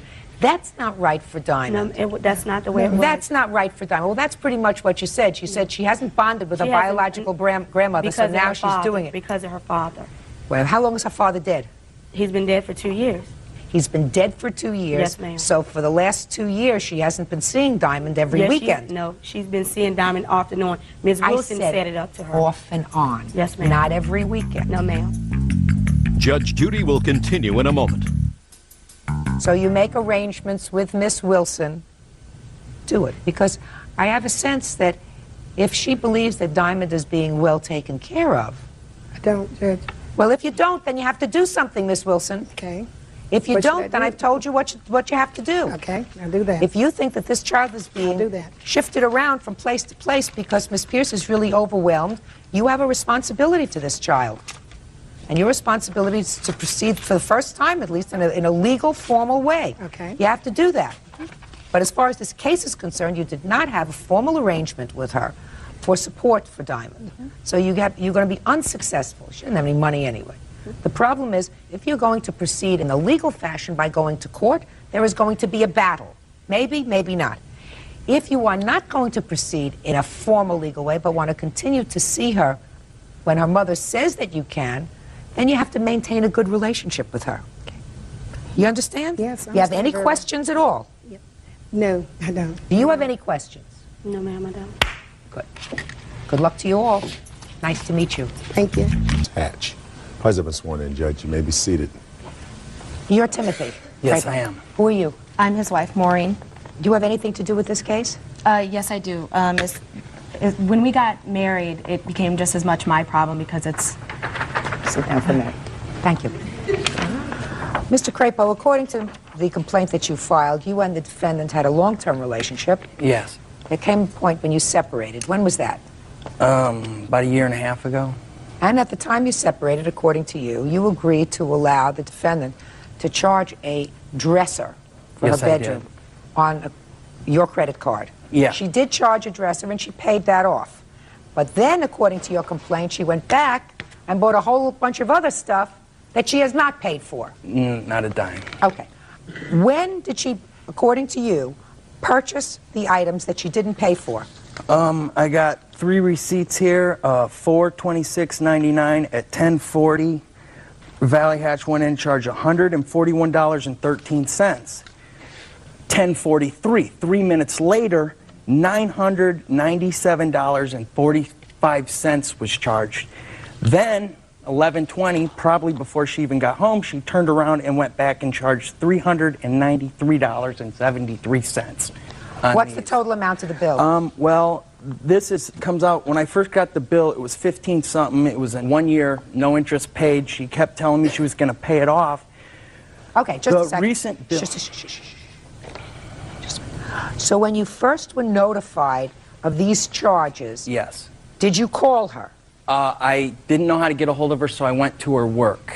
And what was the conversation? She told me that she was responsible for it, that she would pay it off, that, you know, everything would be taken care of. You said something about one of these 1 year interest-free stuff. Did Yeah. she tell you about that? Yes, she did, and she told me that she was giving the money to her grandpa to hold, and I asked her, well, why don't you just go pay the bill? She says, well, I'll spend the money that way. If he holds it, I will pay it off at the end of the year, the whole sum. So I kept getting these bills, you know, no interest. It was 15-something, 15-something. Now all of a sudden the year's up, and now I get a bill. My last bill was for, now that they added interest, $2,398.01. So what happened to Grandpa? Your Honor, I borrowed money from my grandfather earlier before we even, the relationship had ended. I paid back the money that I owed my grandfather, and my mother and my grandmother was trying to get me into some kind of fund as far as putting a little bit away a week so that I would have some money left over for myself. I never said anything to the plaintiff about that. Well, sure you did. Ms. Hatch, of course you did. You want to know why I know that you did? Because how would he have known that you were giving money to your grandfather? Because, I'm sorry, Your Honor, when the relationship had ended, the plaintiff and I were still having phone conversations. We were still talking, and I was telling him about my situation with my grandfather. We were still on a personal level where we could talk to each other at the time. That is completely wrong, because I was talking to her before I got the bill. All of a sudden I got the bill, I went to her work. She told me that afterwards. I went to her a couple times about it, and so why don't you pay for your was going to furniture? take care of it. Your Honor, through the 4.5 years of the relationship, we both established credit together. We worked. We shared mutual expenses. We bought roughly around $6,000 to $7,000 worth of furniture and stereo equipment. That is wrong. Just a second. And I Your don't Honor, understand what your defense is to this. My defense is we had an agreement that I could make these purchases on there. I left him. You mean an open-ended agreement that you? It was a verbal agreement, Your Honor. You mean that you could go and charge whatever you wanted to charge, and that he would pay the bill? That's what you're telling me? Yes, Your Honor. So then why, if you think that that was your agreement, why would he come to your place of employment to question you about it? Your Honor, every time he would try to come in, I was either getting verbally harassed or physically. That's not what I asked you, Ms. Hatch. Don't try to think of an answer while making something else up. No. He came to your place of employment when he got this bill. Yes. And you had a conversation with him. And in that conversation, you told him that it was an interest-free loan for a year. Yes. Right? Yes, Your Honor. Okay. So he came to your place of employment and said, "What is this?" Which suggests to me that he was really surprised that in April you went and charged all this stuff. He knew. I about hit the floor when I got the bill. Just a second. He was surprised. He knew that I was making those purchases. Just a second. In what month and year did you separate? April of 1999. So are you telling me the same month that you separated, you went and charged all these things? Your Honor, when I left with the clothes on my back. Whatever we had established together in the 4.5 years was left behind. I told we him didn't establish nothing together. Now, just a second. Now I want to find out about that, because I want to see whether there is a certain fairness and equity. How long did you live together? 4 years. She lived with me about 2 years with my mom, and then we moved out the last 2 years. The last 2 years, our relationship wasn't that good. She moved out a few times back. Just a second. And let me ask the questions and get the information that I need. All right. Okay. So you lived together for 2 years on your own. Yeah. What kind of work were you doing in 98 and 99? I'm a union carpenter. And how much did you declare that you earned in 1999? $48,000. And what kind of work were you doing? At the time, I was waitressing in different restaurants. So you weren't working all the time? I was working all the time. Yes, Your Honor, I was. And how much did you declare that you earned in 1999? Well, on my W-2s that they send to you and then tell you that how much you made for the year, on my W-2 forms, it only said that I had made not even $5,000. So the year before, did you file taxes? Yes, ma'am, I did. And how much did you earn in 1998? I believe it was $9,277. I work off the tips, Your Honor. In 1998, you remember that it was $9,277 in 1998. But in 1999, you think it was around $5,000. I believe so through my W-2s from... You said you believe so. It's just interesting that you remember the exact amount of your tax returns 2 years ago, but not last year. I just find that interesting. Don't you find that interesting? Very interesting. Well, yeah. Judge Judy continues in a moment. I think you did make these purchases. Then I think you went and got married and you said, hell with him, let him deal with it. May I say something, Your Honor? Sure. Make sure you don't get yourself into any deeper hole than you already are. And later today, It was late at night. I had crashed on the couch. Is that because you've been drinking? I had some to drink earlier that evening, yes. He was intoxicated. real cases, real people. Judge Judy. Timothy Crapo says ex-girlfriend Valley Hatch owes for unpaid charges for furniture. Valley says there was no agreement to pay back the money. Okay. What was the rent on the apartment where you lived? I paid all the rent and paid all the bills the last year and a half because she claimed that she couldn't pay her credit cards off of. So I said, don't pay me, I'll pay everything. You pay off your credit cards and then you can start helping me with bills. Well, towards the end of our relationship, I loaned her $1,000 to pay off her credit cards because she wasn't saying she wasn't getting them paid off. Just 1 second, let me ask another question. Miss Hatch. Yes. How do you get to work? How do I get to work? Through my automobile. What kind of car? I have a 94 Dodge Shadow. That you purchased yourself? Yes. Pay insurance on it? Yes. Pay gas? Yes. You pay repairs? Yes. You buy your own clothes? Yes. If you made $5,000 in 1999, you weren't contributing to a whole lot of furniture, stereo sets, couches, and everything else that it takes to set up an apartment, Miss Hatch. Do you understand what I'm saying to you? So it sounds to me as if the plaintiff, whatever furniture was purchased by him. Your Honor, I made tips. So the money that I come home with, that was the money that I pay all my car expenses, my rent, everything with. You didn't pay rent? She didn't pay rent. You didn't pay rent when you were living with him. He was earning $50,000 a year. You were a waitress. She was not nothing. You were not paying rent. Your Honor, he did take care of the rent. Yes, he did. I never said that he didn't. Electric, food, everything. Your Honor, I everything. shared expenses with him. No, you took care of yourself.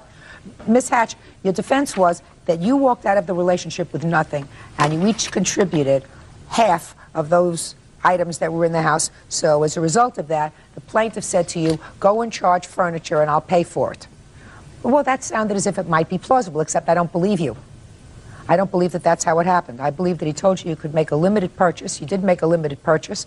You did pay off that limited purchase that you made, and then you said, I need a few more things. I'll go and take care of it.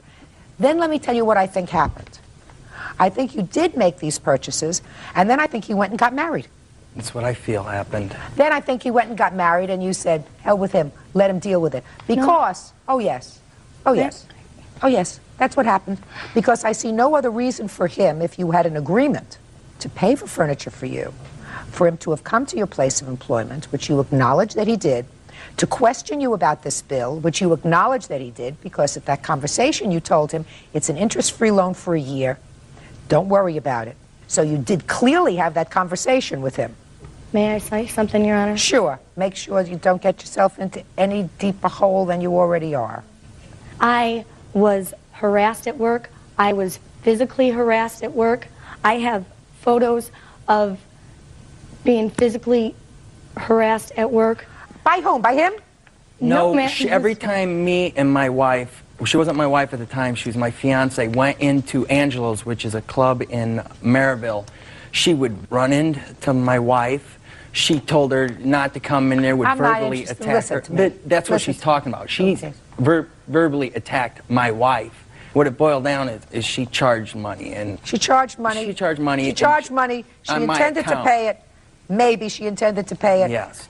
In any event, what is the total bill now with interest? $2,470.88. And that's exactly what you're suing for. And that's what I want. Judgment for the plaintiff. Thank you very much. Parties are excused. You may step out. Well, I just want to start all over again. Keep your guard up and don't give anybody anything, I guess. And now the next case. All parties on Bloom versus Frank. Step forward, please. 28-year-old student Michael Bloom is suing former roommate, 24-year-old homemaker Teresa Frank, for stealing money out of his day planner. Teresa is denying the charge. Mr. Bloom, it is your claim that the defendant stole $523. Want to explain to me what makes you think she took your money? On the date in question, the Sunday the 22nd, my planner turned up missing. The night before, I had received my VA check, cashed it with a friend of mine. We went to a banquet, and after the banquet, we stopped off at Carl Sr. I was counting my money.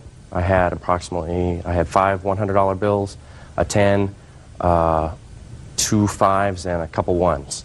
After we left, I placed it all back in my planner. What kind of planner? It's this planner right here, Your Honor. Went back home. It was late at night. I had crashed on the couch. Hadn't been feeling good all weekend, and that's where I stayed all day Sunday until I had to take my friend's car back. When I left, I had grabbed my backpack. I didn't see my planner anywhere. I automatically assumed it was in my backpack, and I left. I went to the store. When I went into my backpack to get the planner out, my planner wasn't there. So I assumed I just didn't grab it. I went back home to get it. Where I had thought I had left it, it was not. Judge Judy continues in a moment. I had found it, but there was no money in it. I said, "Where did you find it?" He said, "In my room." In your room? Yeah. I laughed. Real cases, real people. Judge Judy. Michael Bloom says former roommate Teresa Frank stole $523 from his day planner. Okay. Do you live with the defendant? We did, yes. Were you living with her last month? Yes. Was this a roommate of yours, your girlfriend? What was it? Just roommates, just friends. How long had she been living there? Over a year, Your Honor. So you have 2 different bedrooms? Correct. Okay. Go ahead. We searched the whole house, didn't find it. I looked in my room, I looked in the whole living room, the bathroom, everywhere where I thought I may have put it, and I couldn't find it. A little while later, she was outside with a friend of hers smoking a cigarette. Just instinctively, I'd checked her room. Maybe her son got a hold of my planner, and that... How old is her son? Almost 2 years old. Go ahead. So I instinctively checked her room, thinking maybe he got a hold of it. I had found it in a brown paper bag. There were some of his toys and some clothing in it, and there was everything else was in the planner, but there was no money in it. So what'd you do next? I said I had found it, and from there she was apologetic about it, said, offered to pay me the money back, and at that time I was very upset. I had to take my friend's car back to her. I said, "Don't worry about it, we'll take care of it when I get back," and I left the house. When did you return to the house? Later on that evening. What happened later on that evening? She brought up that she feels that she shouldn't have to pay the full amount that was in the planner because she didn't know that was in there. She offered to pay half, $250, and I went to bed after that. So what happened? The next morning I got up. Per the verbal agreement that we had the night before, I wrote up a simple statement saying she would pay me the $250 by the 30th, which was that Monday, which is what we had discussed the night before. She didn't want to sign it. Did she ever say that she took the money? No. Did she offer any explanation as to why the planner was in her room? Not that I recall, no. Okay. When you said you came home and crashed that evening, was that because you'd been drinking? I had some to drink earlier that evening, yes.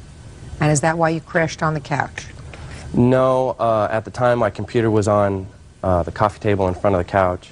I was checking my email and watching some TV, and that's ended up where I crashed. All right, Ms. Frank, now I'll hear from you.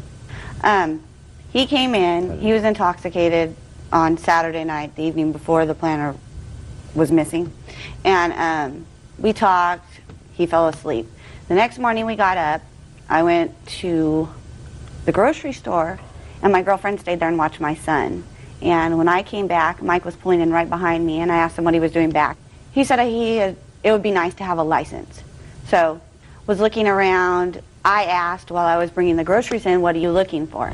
He said, "My planner." So me and my girlfriend were looking around the house, helping him look for his planner. We looked everywhere. prior to him going into my room, we had been in my room dumping out toy boxes because my son does get into, he has gotten his planner before and ripped everything out of it. So we were going through toy boxes, everything in my room as well as everywhere in the house. And we didn't find it. Well, I didn't know where else to look. I said, well, I'm going to go outside and smoke a cigarette. My girlfriend came with me. When we came back in the house, the planner was sitting on the couch. I said, well, isn't that your planner? He said, yes. I said, where did you find it? He said, in my room. In your room? Yeah. I laughed. Who was this girlfriend who was there with you? She's just a good friend of mine. When did she come to the house? She came there with me that day, and she was watching my son and her daughter while I went grocery shopping. She was there by herself. Did you ask her whether she took your money? Yes, I did. What'd she say? She said no. Could she have taken your money? It's highly possible, Your Honor. Anything's possible, I suppose.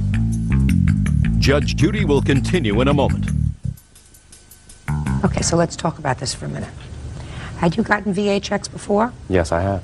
Had you cashed them before? Yes, I have. Did you keep the money in the planner? Yes. Any money ever missing before? My planner has come up missing before. No. Any money No, ever not missing the money specifically, no, Your Honor. So if no money had ever been missing before in the year that she had been living with you, and if there was at least one other adult in the house, why would you assume that it was her? I didn't make no assumptions, Your Honor. I was going on the best evidence that I had at the time. Just a second. When you came home, her friend, who was also babysitting, was in the house. That is correct. And was in the house for quite some time alone. Correct. So it is possible, Mr. Bloom, that, and I'm not attributing this to your friend, but it is possible that the friend found your planner, took the money, and put the planner in a bag in the room. Correct. So how can I find in good conscience, sir, by proof that is even a preponderance of the evidence that she stole it? How can I find that? I don't know, Your Honor. I don't know either. You just answered the question. Thank you very much. The case is dismissed. Parties are excused. You may step out. Judge. Case number 372 on the calendar in the matter of Shufflin versus Bailey. Parties have been sworn in, Judge. You may be seated. Sir, have a seat, please. Mr. Shufflin, it is your claim that the defendant with whom you were involved romantically had borrowed at some point $300 from you for some medical bills as a result of a car accident that she had had. You are no longer involved romantically. You claim that she made one payment to you. I believe you said the payment was $60. Is that right? Yes. And so she still owes you $240. Yes. She says no way. When did you start to date her? In about May. I'm not sure exact date, but in May. Of this year? Last year. And when did you make her this loan? As far as I can remember, it was about June. Of 99? Of 99, yes. And tell me the circumstances surrounding the loan. Okay. She must have told you that she needed money. Well, basically what happened is she kept telling me when we talked on the phone, her parents were bothering about the money for a doctor bill. What was the doctor bill for? A car accident before we even met. And what did you say to her when she told you that her parents were bothering her about this medical bill? I said I can loan her $300, but since I don't have the money to be able to give that to her, I'd have to be paid back. And what did she say? She said, okay. When did you break up? Not exactly sure. I think about January, February. Of this year? Yes, yes. And when did she make the first payment to you? First and only payment? A month later, about July. Did you ask her about the money the remainder of the time? August, September, October, November, December? No, I never asked her about it. How come? I just didn't think about it. I thought she'd pay me back like she paid $6 back. I thought she'd pay me back the rest. She told me that she would. She's always, even if we break up, she'd pay me back the full amount. Well, I understand that, but for all those months, she never made any further payment. Did you live together? No, we did not. You saw each other exclusively? Yes. Okay. Now I'll hear your version of the events. The hospital bill was not for a car accident. It was for a miscarriage, or as the hospital puts it, pregnancy complications. When? It was in June of 99. last year. You started to date the defendant in May of 99? Mm-hmm. When in May? I think like the 11th. Where did you meet? Him and his friends picked up on me at the mall. And when did you have your first date with him? Geez, I don't know. He called me the next day. I guess we hung out like a week later. So that would have been, hanging out would have been, say, the 18th of May. Is that right? Yeah. When you said you hung out, was that a date? Yeah. Where did you go? I don't remember. We went to the movies. And do you recall how much after this first movie date that you had any intimate relationship with him? Only like 2 weeks. 2 weeks after that? Yeah. All right. 2 weeks after that would have brought you to the end of May, correct? Now I'll see your paper.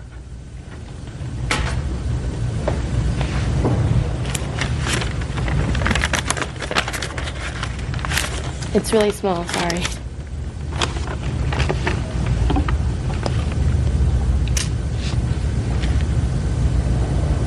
When did you go into the hospital? The 23rd of July. In your reply, you said this all started in June of '99 when I became pregnant by the plaintiff. I got pregnant in June, but I was in the hospital in July because I was about 4 weeks along. Tell me about this automobile accident that you had. The automobile accident was like 2 months before I met him, like a month before I met him, something like that. Right. Tell me about it. I was on my way back from a friend's house with my best friend at the time. Her mom was driving, her sister was in the car. It was 5 o'clock traffic on a Friday night. There was a guy behind us, he wasn't paying attention, and he hit us from the back. It was like nothing. Did you see a doctor? No, I did not. Okay, so you say that this $300 that he gave you was towards the medical bill for this pregnancy that you had after you met him. Yes. Is that right? Did you tell him that? Yes, he knew. So tell me what you told him. I called him one day crying because I thought that I was pregnant, and I didn't know what to do. And he said... Had you been using birth control? No. Why not? Because I was being stupid, basically. I wasn't thinking, and yes, that was wrong of me. Yes. And he said something along the lines of, well, if you are, we'll take care of it. And then I started bleeding about a week before I went into the hospital, and I ended up in the hospital at like 4:30 in the morning because I was bleeding really bad and I was cramping really bad, and my dad didn't know what was going wrong with me. And is that what you claim he gave you the $300 for? Yes, it is. And I gave him back $100, not $60. Did you show him the bills? I never saw the bills myself. Why not? I was 17 years old. My stepmom handled it. And you're 18 now, is that Yes. it? How old are you? 19. Within a couple of weeks after you met, you claimed that you were pregnant by the plaintiff. Yes. Did you have any other boyfriends before the plaintiff? Yes, I have had boyfriends. Did you have any intimate relations with anyone else before the defendant? No. No? Not until, well, it was 2 years prior. And it was one time. I mean, there was something about him that you found irresistible? I guess. Couldn't tell you what it was, but... One of the problems that I have, sir, is that after you gave her this money, you didn't ask for it back in the 6 months that you continued to date, right? Yes. So what I want to know is, why now? I wanted it back for a long time. I just never got around to going to the courthouse and filing the suit for it. That's basically, I wanted it. It was not a loan at all. It was not meant to be a loan. I just never got around to the courthouse. You said it wasn't meant to be a loan? I mean a gift. Excuse me, I'm sorry. I never gave her money for a doctor bill, and she never told me that the money I gave her was for the pregnancy of the doctor bill. If it had been for that, I will pay for that if it is for that. You know better than that. Miss Bailey, the problem that I have is that you say you paid some of this money back. I did. Why? Why? Because he was like getting a new job, and he was kind of in between jobs, I think, at the time, and he had just bought a car. And there was this thing that he really, really wanted to get for the car, and I happened to have just gotten paid, so I gave him the money. And the only reason why we're standing here today is because he's mad because he cheated on me and I broke up with him. Now, you say that this money was used for complications as a result of pregnancy. Yes. That doesn't necessarily mean it wasn't a gift. Just because you had a medical bill doesn't mean that he obligated himself to pay it. It's his baby. He should have to pay half of it. That's not written anywhere, madam. Where's that written? You're telling me that if this happened to you, you wouldn't think that... This wouldn't happen to me, madam. I'm smarter than that. We're not talking about things that are moral. We're talking about things that are legal. You see, if two people are not married, there is no presumption that this child is his child. None whatsoever. If two people are married and the wife becomes pregnant, They are jointly and severally responsible. That means both of them together and each of them individually are responsible. You know what it means? Are responsible for the hospital bill or any bills as a result of this pregnancy. But when two people are not married and they choose to have sex, unprotected sex, the woman, unfortunately, is usually the one that gets stuck if there's a complication. But there is nothing in the law that says he is responsible to pay for half of anything until he has adjudicated the father of a child. And that doesn't happen until after a baby is born and they can do blood tests, but not before. That's the law. Now, that may be unfair to women, but that's the law. So you have to give them back, and I will give you credit for the $100. You say it was $100, you say it was $60, Mr. Schleffen, it's not such a big deal. Judgment for the plaintiff in the amount of $200. That's all. Thank you. Parties are excused. You may step out. Don't ever date this boy. Ever. Don't date her? And now the next case. All parties on Chavez versus Johnson. Step forward. 43-year-old construction worker Chris Chavez is suing former landlord, 43-year-old dance instructor Christy Johnson, for the return of a security deposit and rent after she evicted him without notice. Christy says Chris was constantly drunk. Mr. Chavez, you rented a room from the defendant, Yes, Your Honor. and according to you, she unceremoniously told you you had to leave after several weeks. Yes. And you are suing her for the return of your security deposit Correct. and any prorated rent. Correct. Okay? Yes. And she said she was forced for safety reasons to have you evicted immediately, and that she's not returning your security deposit because there was damage to the room. That's what this case is about, right? Mostly. That's good enough for me. Mostly is good enough for me. Okay. How much was your security deposit? The security deposit was $294.50. And the rent? $350. When did you move in? On August 8th. And when were you told to leave? August 27th, I believe it was. Not real accurate of the date when I left. I was too afraid and a lot was going on. Okay. Is it correct that he left on the 27th, that you told him to leave on the 27th? I gave Chris notice in writing. First, I gave him a letter on the 23rd trying to work out the problems that were going on. And I think it was a day or two later I gave him a notice in writing and asking him to leave by Saturday, which I think is the 27th. 27th. So then you owe him some money for rent. No, I do not, Your Honor. Yes, you do. Your Honor? Yes. He paid rent through the end of the month. Yes. And he left of his own free will. You told him to leave by Saturday. That's what you just told me. Yes. What do you mean? How could he leave of his own free will, madam, if you gave him a letter telling him that he had to be out by sundown on Saturday? That's not leaving of his own free will. Well, I didn't have to get anybody to kick him out. Are you for real? Yes. Yes, I am, Your Honor. Now, let's talk about his security deposit. What was wrong with the apartment? He had left all of his stuff there, and that is because he got in a car accident while being drunk. What was wrong with his room that you did not return his security deposit? I had to spend my time packing up his things, cleaning the room. I had to paint the room. He started painting the room and didn't finish the job, so I had to buy paint and paint the room. Because you kicked him out? No, he did the job before he moved in, which was around the 9th or 10th. And we're talking 2 weeks later, Your Honor. And I'm asking for the rent to be deducted from the 1st of the month to the 23rd of the month of September, because he didn't give me a 30-day notice, and it cost me money to pay for the rent while he was not there.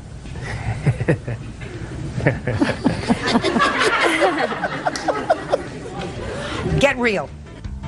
Real cases, real people. Judge Judy. Chris Chavez claims former landlord Christy Johnson evicted him without notice. Christy says Chris was constantly drunk around her children. Go ahead. I have a letter here that I gave him on the 23rd of August that outlines the fact that he had been Can I see the letter, please? Sure. Drunk in my home for several days, had not gone to work, had lied to me, had totally misrepresented himself to me. Just a second. Mm-hmm. I'm writing this note because it seems that you have a hard time talking to me, or maybe anyone, about what's going on with you. I know that you are having a hard time right now and invite you to talk to me about the big stuff in your life. Go deeper in your conversations with me. I don't want to live with someone who clams up and holds up in his room for days on end. I am concerned about you. This is not what you write to a tenant. You write to a tenant, you're leaving your garbage in the hall, your dog is pooping all over the stairway, you know, because you leave food out, there are roaches all over the place. You don't write a tenant that you don't want to live with somebody who clams up and doesn't want to talk to me.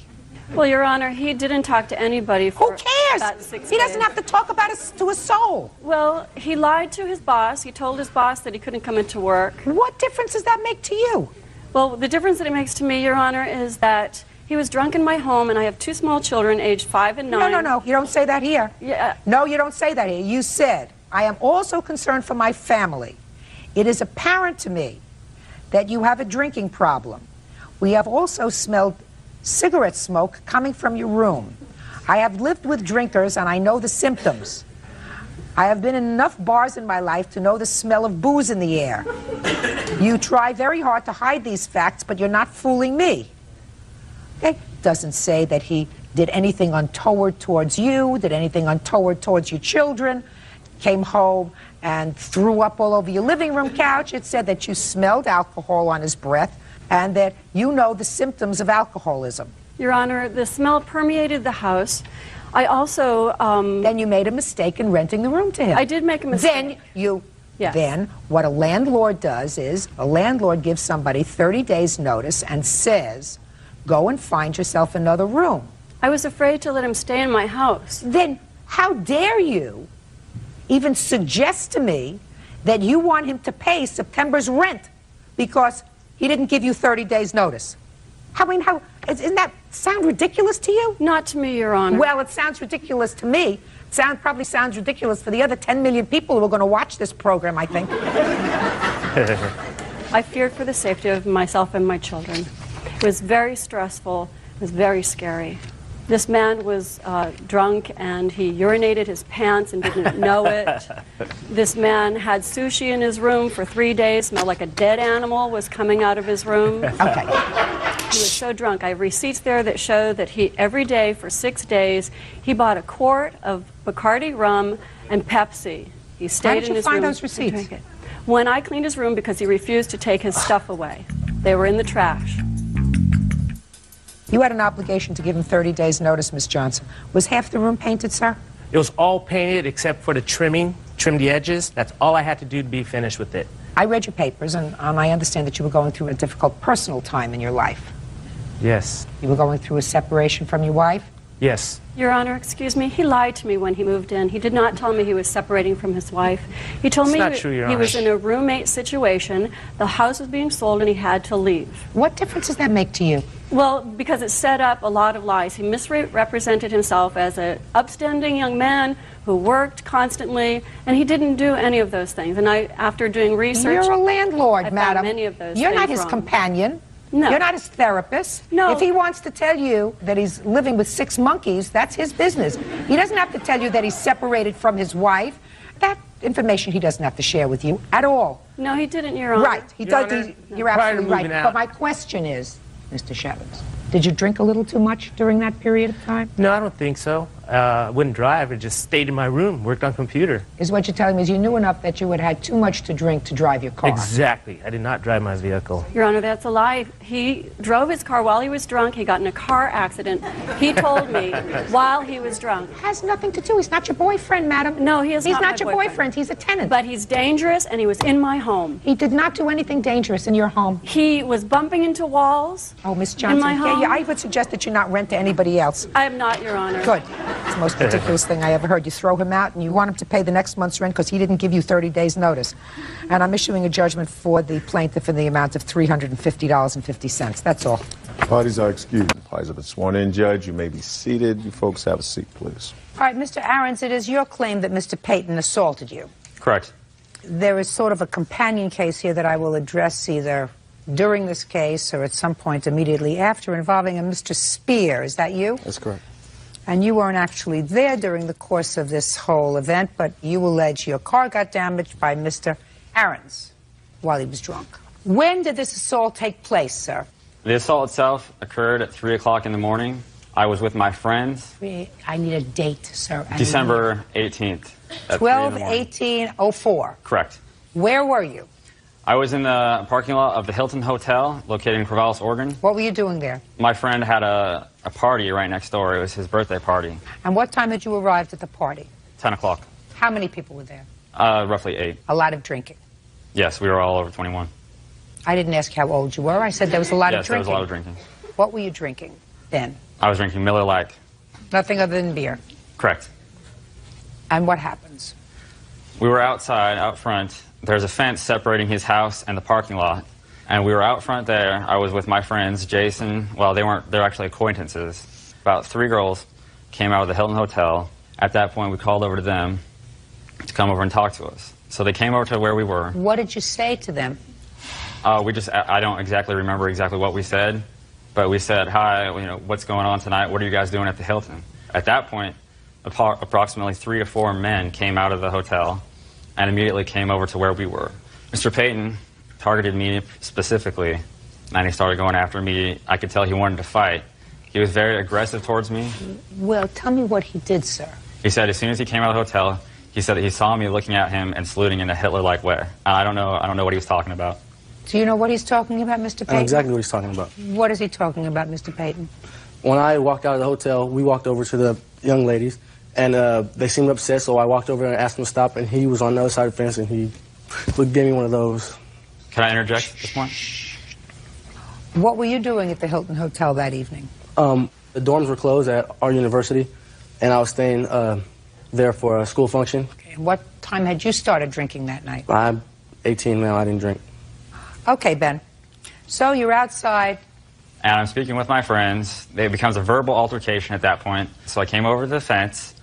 So you jumped over the fence? Correct, yes. Why didn't you just go home like you were planning to go? I wasn't planning on going home that night. Well, what were you doing outside, Ben? We were just out front of his house so that we didn't wake up his friends. I don't understand that, Ben. You were outside because you were making too much noise to be inside? That would be correct, yes. At that point, I explained to him what I was doing. What did you mean you explained to him? What does that mean I explained to him? I told him, I repeated the motion of this. I told him that's the only thing I could have possibly done at that point when he came outside. I told him that. He said, okay, that's all right. And then we shook hands. We exchanged names. We asked them what they were doing, and they said they were going to go and get beer and food. So they got in their car, and they took off. They came back about 10 minutes later, maybe 15 minutes later, and we were still outside. What were you doing outside, Ben? We were just sitting on the curb. There's a curb. We were just sitting there. We were just talking amongst ourselves. Go ahead. The 3 girls that were with them, I believe they went straight into the hotel, or they didn't want to talk to you anymore. I don't know if they didn't want to talk to us anymore, or if they were just They didn't want to talk to you anymore. They went right inside. They went inside. Go ahead. Peyton and his friends, they stayed with us out there, and we talked. And at that point, there became a verbal altercation between Mr. Peyton and one of the witnesses, Brown. And I believe it was over food. I believe he asked them if they brought him any food back. Where is Mr. Brown?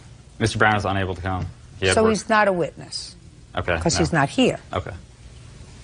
So Mr. Brown, one of your friends, asked Mr. Peyton... Well, he wasn't my friend, he was my acquaintance. Your acquaintance? Correct. On your curb? Yes. Asked Mr. Peyton how come they didn't bring him back any food. Yes. You think that was because Mr. Brown maybe had a little too much to drink? Possibly, yes. Keep going. So at that point, there was a verbal altercation between him and Mr. Peyton, and I believe Jason might have gotten involved in it a little bit. At that point, I got up and I got in between them, and I pushed them aside, and then I'm not sure exactly what he did. That's about where my memory ends. Shortly after that point, it was because he had struck me to the face. I received a massive concussion. I have photos here if you'd like at this time. You can take a look at that. I fell back. I hit the concrete. I lost about 1.5 pints of blood. You can see my cheek there. It was possibly dislocated. Looked like you fell back really hard. Yes. At that point, I had a concussion. I do not remember anything from that point Good. on. Now, Brian. Yes. Let's hear it. Like you said, the young ladies did come out the... Why don't we start with the young lady? Oh, okay, then. Because you weren't there. The young lady was there first. Is Can I that right? interject at this point? No. Okay. You came out at some point of the Hilton Hotel. Yes. Ben and his friends were yelling at us, and... What were they yelling? To come over and, like, what were our names, and we could tell that they were very intoxicated. And then the boys came out and were like, these guys won't leave us alone. They keep yelling at us, and they're very intoxicated. And so I believe that Brian asked them to leave us alone.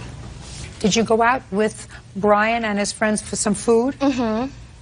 Yeah, that would be a yes. Yes. What happened when you came back? We got out of the car, and they started yelling and stuff like that, and then Ben started beating the car. And the car alarm... Whose car was it? Your car. He started beating with what? With his fists? Mm-hmm. And the car alarm was going off. All of us actually asked him numerous times to stop it, and he wouldn't. Brian went up to him to get him to stop, and Ben turned around really fast, and his fist came up, and so Brian obviously felt threatened if he was beating the car this much, and so Brian hit him, and he fell back on the ground and hit his head. Okay. The police were called? Yes. You have the police report? I have the police report. And I'd like if to there's see it, something I could please. say. The police interviewed all the witnesses. I'd like to see both police reports, and Ben, I can read. You don't have to tell me what it says. Can I just point one out thing, though, please? Yes? They interviewed all the witnesses there, and they took down their names. Her name's nowhere in the police report. Well, it may not be in the police report, but did they take down the names of the 3 girls who were... No, they did not. Well, so? I don't recognize her at all. I'm not sure who she is. They interviewed everyone who was there at the time Listen of the to incident. me. You were so blind drunk, not a question in my mind, that you wouldn't know her if she came up and bit you in the behind. You said there were 3 girls that came out. It's my job to ascertain who tells the truth and who lies.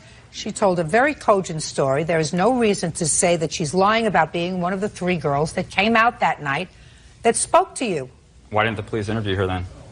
I have no idea, sir. I have enough trouble figuring out why I'm here. Judge Judy continues in a moment. We were drinking, him included. He started picking a fight. I can quote him on, I can kick 2 of your guys' right now. Hands off your hips. Real cases, real people. Judge Judy. Ben Aaron says, during a night of partying, he was assaulted by college football player Brian Payton. Brian says Ben was drunk and out of control. In a separate lawsuit, Adam Spear is suing Ben Aarons for denting his car. How did you get the injuries to your hands, sir?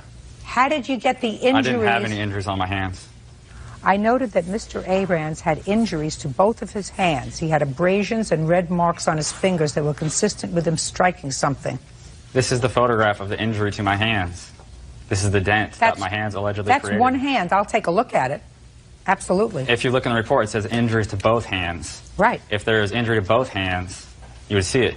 The only thing that photo shows is a red strap mark from where I was strapped into the stretcher. You can see that. No.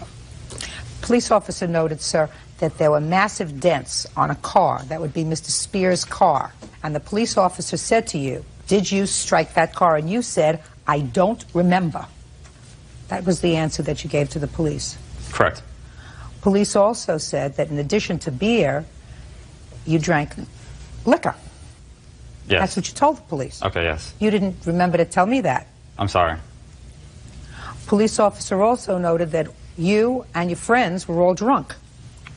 Right? Correct. Okay, good. Could I interject with one more thing, please? I have a medical report from when I was there. They did a full body analysis on me. There is nothing in there about any injury to my hands. The only thing I could have imagined that he would have seen is I have a medical injury. Let me explain something to you, sir. You hit his car. You were drunk, and you fisted his car. You may not remember it, but that's what you did. That's what happens when you drink too much. Ben? Allegedly, yes. That's what happens when you drink too much, sir. You act goofy and stupid. You try to pick up girls that don't want to have anything to do with you. You hang around where you shouldn't be hanging around outside. And you act goofy and stupid. And you get yourself into trouble when you drink too much. Isn't that right? Not entirely, no. Well, you were acting goofy and stupid, too, according to the police report. All of his friends were drunk. Oh, does it specify my name in there? Were you at the party? Yes, I was. And you weren't drunk? They didn't take individual I statements. didn't ask you that question, sir. I said... I was drinking, but I was not drunk, Your Honor. I'm here for a reason. I'm not his friend. I met him that night. Good. I'm here because I can remember things. Everybody else there was too wasted. Why? She wasn't wasted. Huh? I'm talking at the party that we were there. This young lady isn't wasted, sir. And you know what? She also wasn't there at the moment of the assault. Step up. Step up. Go ahead. Kind of twisted that around a little bit. I'm not denying that he hit any car. I didn't. So let's start Okay, there. let's start there. He hit the car. I did not see him hit the car, no. Okay. So you weren't there the entire time? No, I was outside most of the time. I was inside for maybe 3 minutes the whole time. He was there when I actually got hit. And I was there and witnessed the assault. Let's hear it. Let's hear it? Okay. Take your hands off your hips. We were standing there having drinks. His friends and him among us had beer. They brought a case of beer. We were drinking, him included. He, Mr. Payton, was pretty hot-headed the whole time. The moment he came up, he started picking a fight with me and Brown, who's not here today. I can quote him on, you guys are pretty stupid. I don't want to hang out with you guys. I don't want to sit here and drink with you. I'm going back to my hotel. I can kick 2 of your guys right now. That set me, who's pretty hot-headed, if you can't tell, and Brown off. We kind of got up in his face, and he did the same. Some words were said. That's when Ben said he came up and tried to break up the thing. He went back to the hotel for a while with the girls. We still hung out with his 2 other friends. He came back out. And hands off your hips. All right. He came back out. Some more words were said. Ben, at the time, was sitting on the curb drinking a beer. He stood up. Ben wasn't even looking at him. We were all talking. He walked over to Ben and cheap-shotted Ben in the jaw.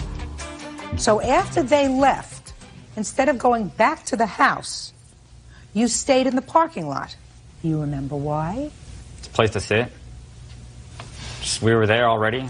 I can just stay where I want, I believe. It's not against the law. I love it when it all comes together. Just let him talk. Right? That's what you do best. Mm-hmm. Mr. Payton. Yes. Here's your problem, sir. Your problem is the statement that you made to the police. And the sum and substance of that statement was that he was loud and obnoxious and drunk. Yes. And he kept hitting on Mr. Spears' car. Correct. And you told him to stop. And he walked away, and he came back and he hit the car again. And then you hit him. That's basically, yes, what happened. I didn't intentionally walk to him to hit him. Like, I came back around the vehicle because I walked through the back of the vehicle towards the Hilton. Whatever. Let me tell you what you said to the police. Okay. Mr. Payton, you said to the police, I told him to knock it off. Mr. Payton said that he started to walk away twice, and each time Mr. Aarons began striking the vehicle again. Mr. Payton said that he told Mr. Aarons one last time to quit striking the vehicle, and when he failed to stop, he hit him. Yeah. I asked Mr. Payton how many times he hit Mr. Aarons, and he said twice. And that you struck him both times in the face. Yes. And you said you were shocked that he fell down because you didn't think you'd hit him that hard. Well, but he was drunk. Yeah. Now you can stand up. I'm going to hear this other case. You want to get that folder now because I don't have to hear it twice. I've just heard the facts of the case. This is Spear against Aarons. Case number 49. Very good. You have an estimate for the damage to your car? Yes, I do. May I see it, please? Would you like the court fees that it's been costing me? No, just the damage to the car. Yes,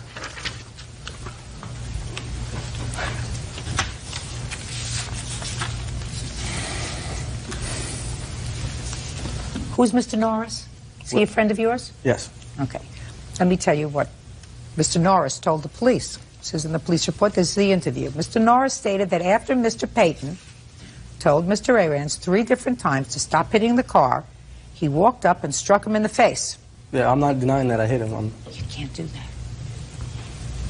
Brian, you can't do that.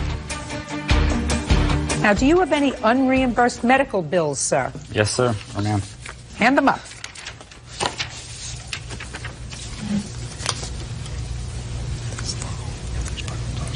These are all unreimbursed medical bills, is that right? Correct. You had no insurance? My insurance was denied, yes. No insurance. You go to school full-time? Yes, ma'am. You have a job? No, ma'am. You can't hit somebody because they're damaging property. He has over $5,000 in unreimbursed medical bills. You have to take care of that. I say this to you, sir, that I think you behaved badly that night, but for the fact that this young man had no right to hit you, believe me, you would leave here today without a judgment. But the law is clear. You cannot defend somebody else's property with physical violence. So I'm awarding you your judgment of $5,000. You are entitled to that. On your claim, I'm awarding you a judgment against Mr. Arans for $1,500 so that you can fix your car. Anything you want to say to me? I have right here a list of all the instances where people were hit by OSU football players in the past several months here, and I believe that this shows that there's a lot of animosity from athletes who are out of line and out of control. This happened at 3 a.m. past curfew. Listen to me, sir. I have no particular axe to grind. I don't even like athletes. What I don't like are young people who get so drunk that they can't remember what's happened. According to the, I'm speaking, according to the police, according to the doctor, you reeked of alcohol, you had no memory of the assault because you were drunk. Because if you had had any kind of negative vibes with them during the course of the evening, and if you were sober, I can't believe you would be stupid enough to sit in the parking lot of the hotel where they were staying, not you.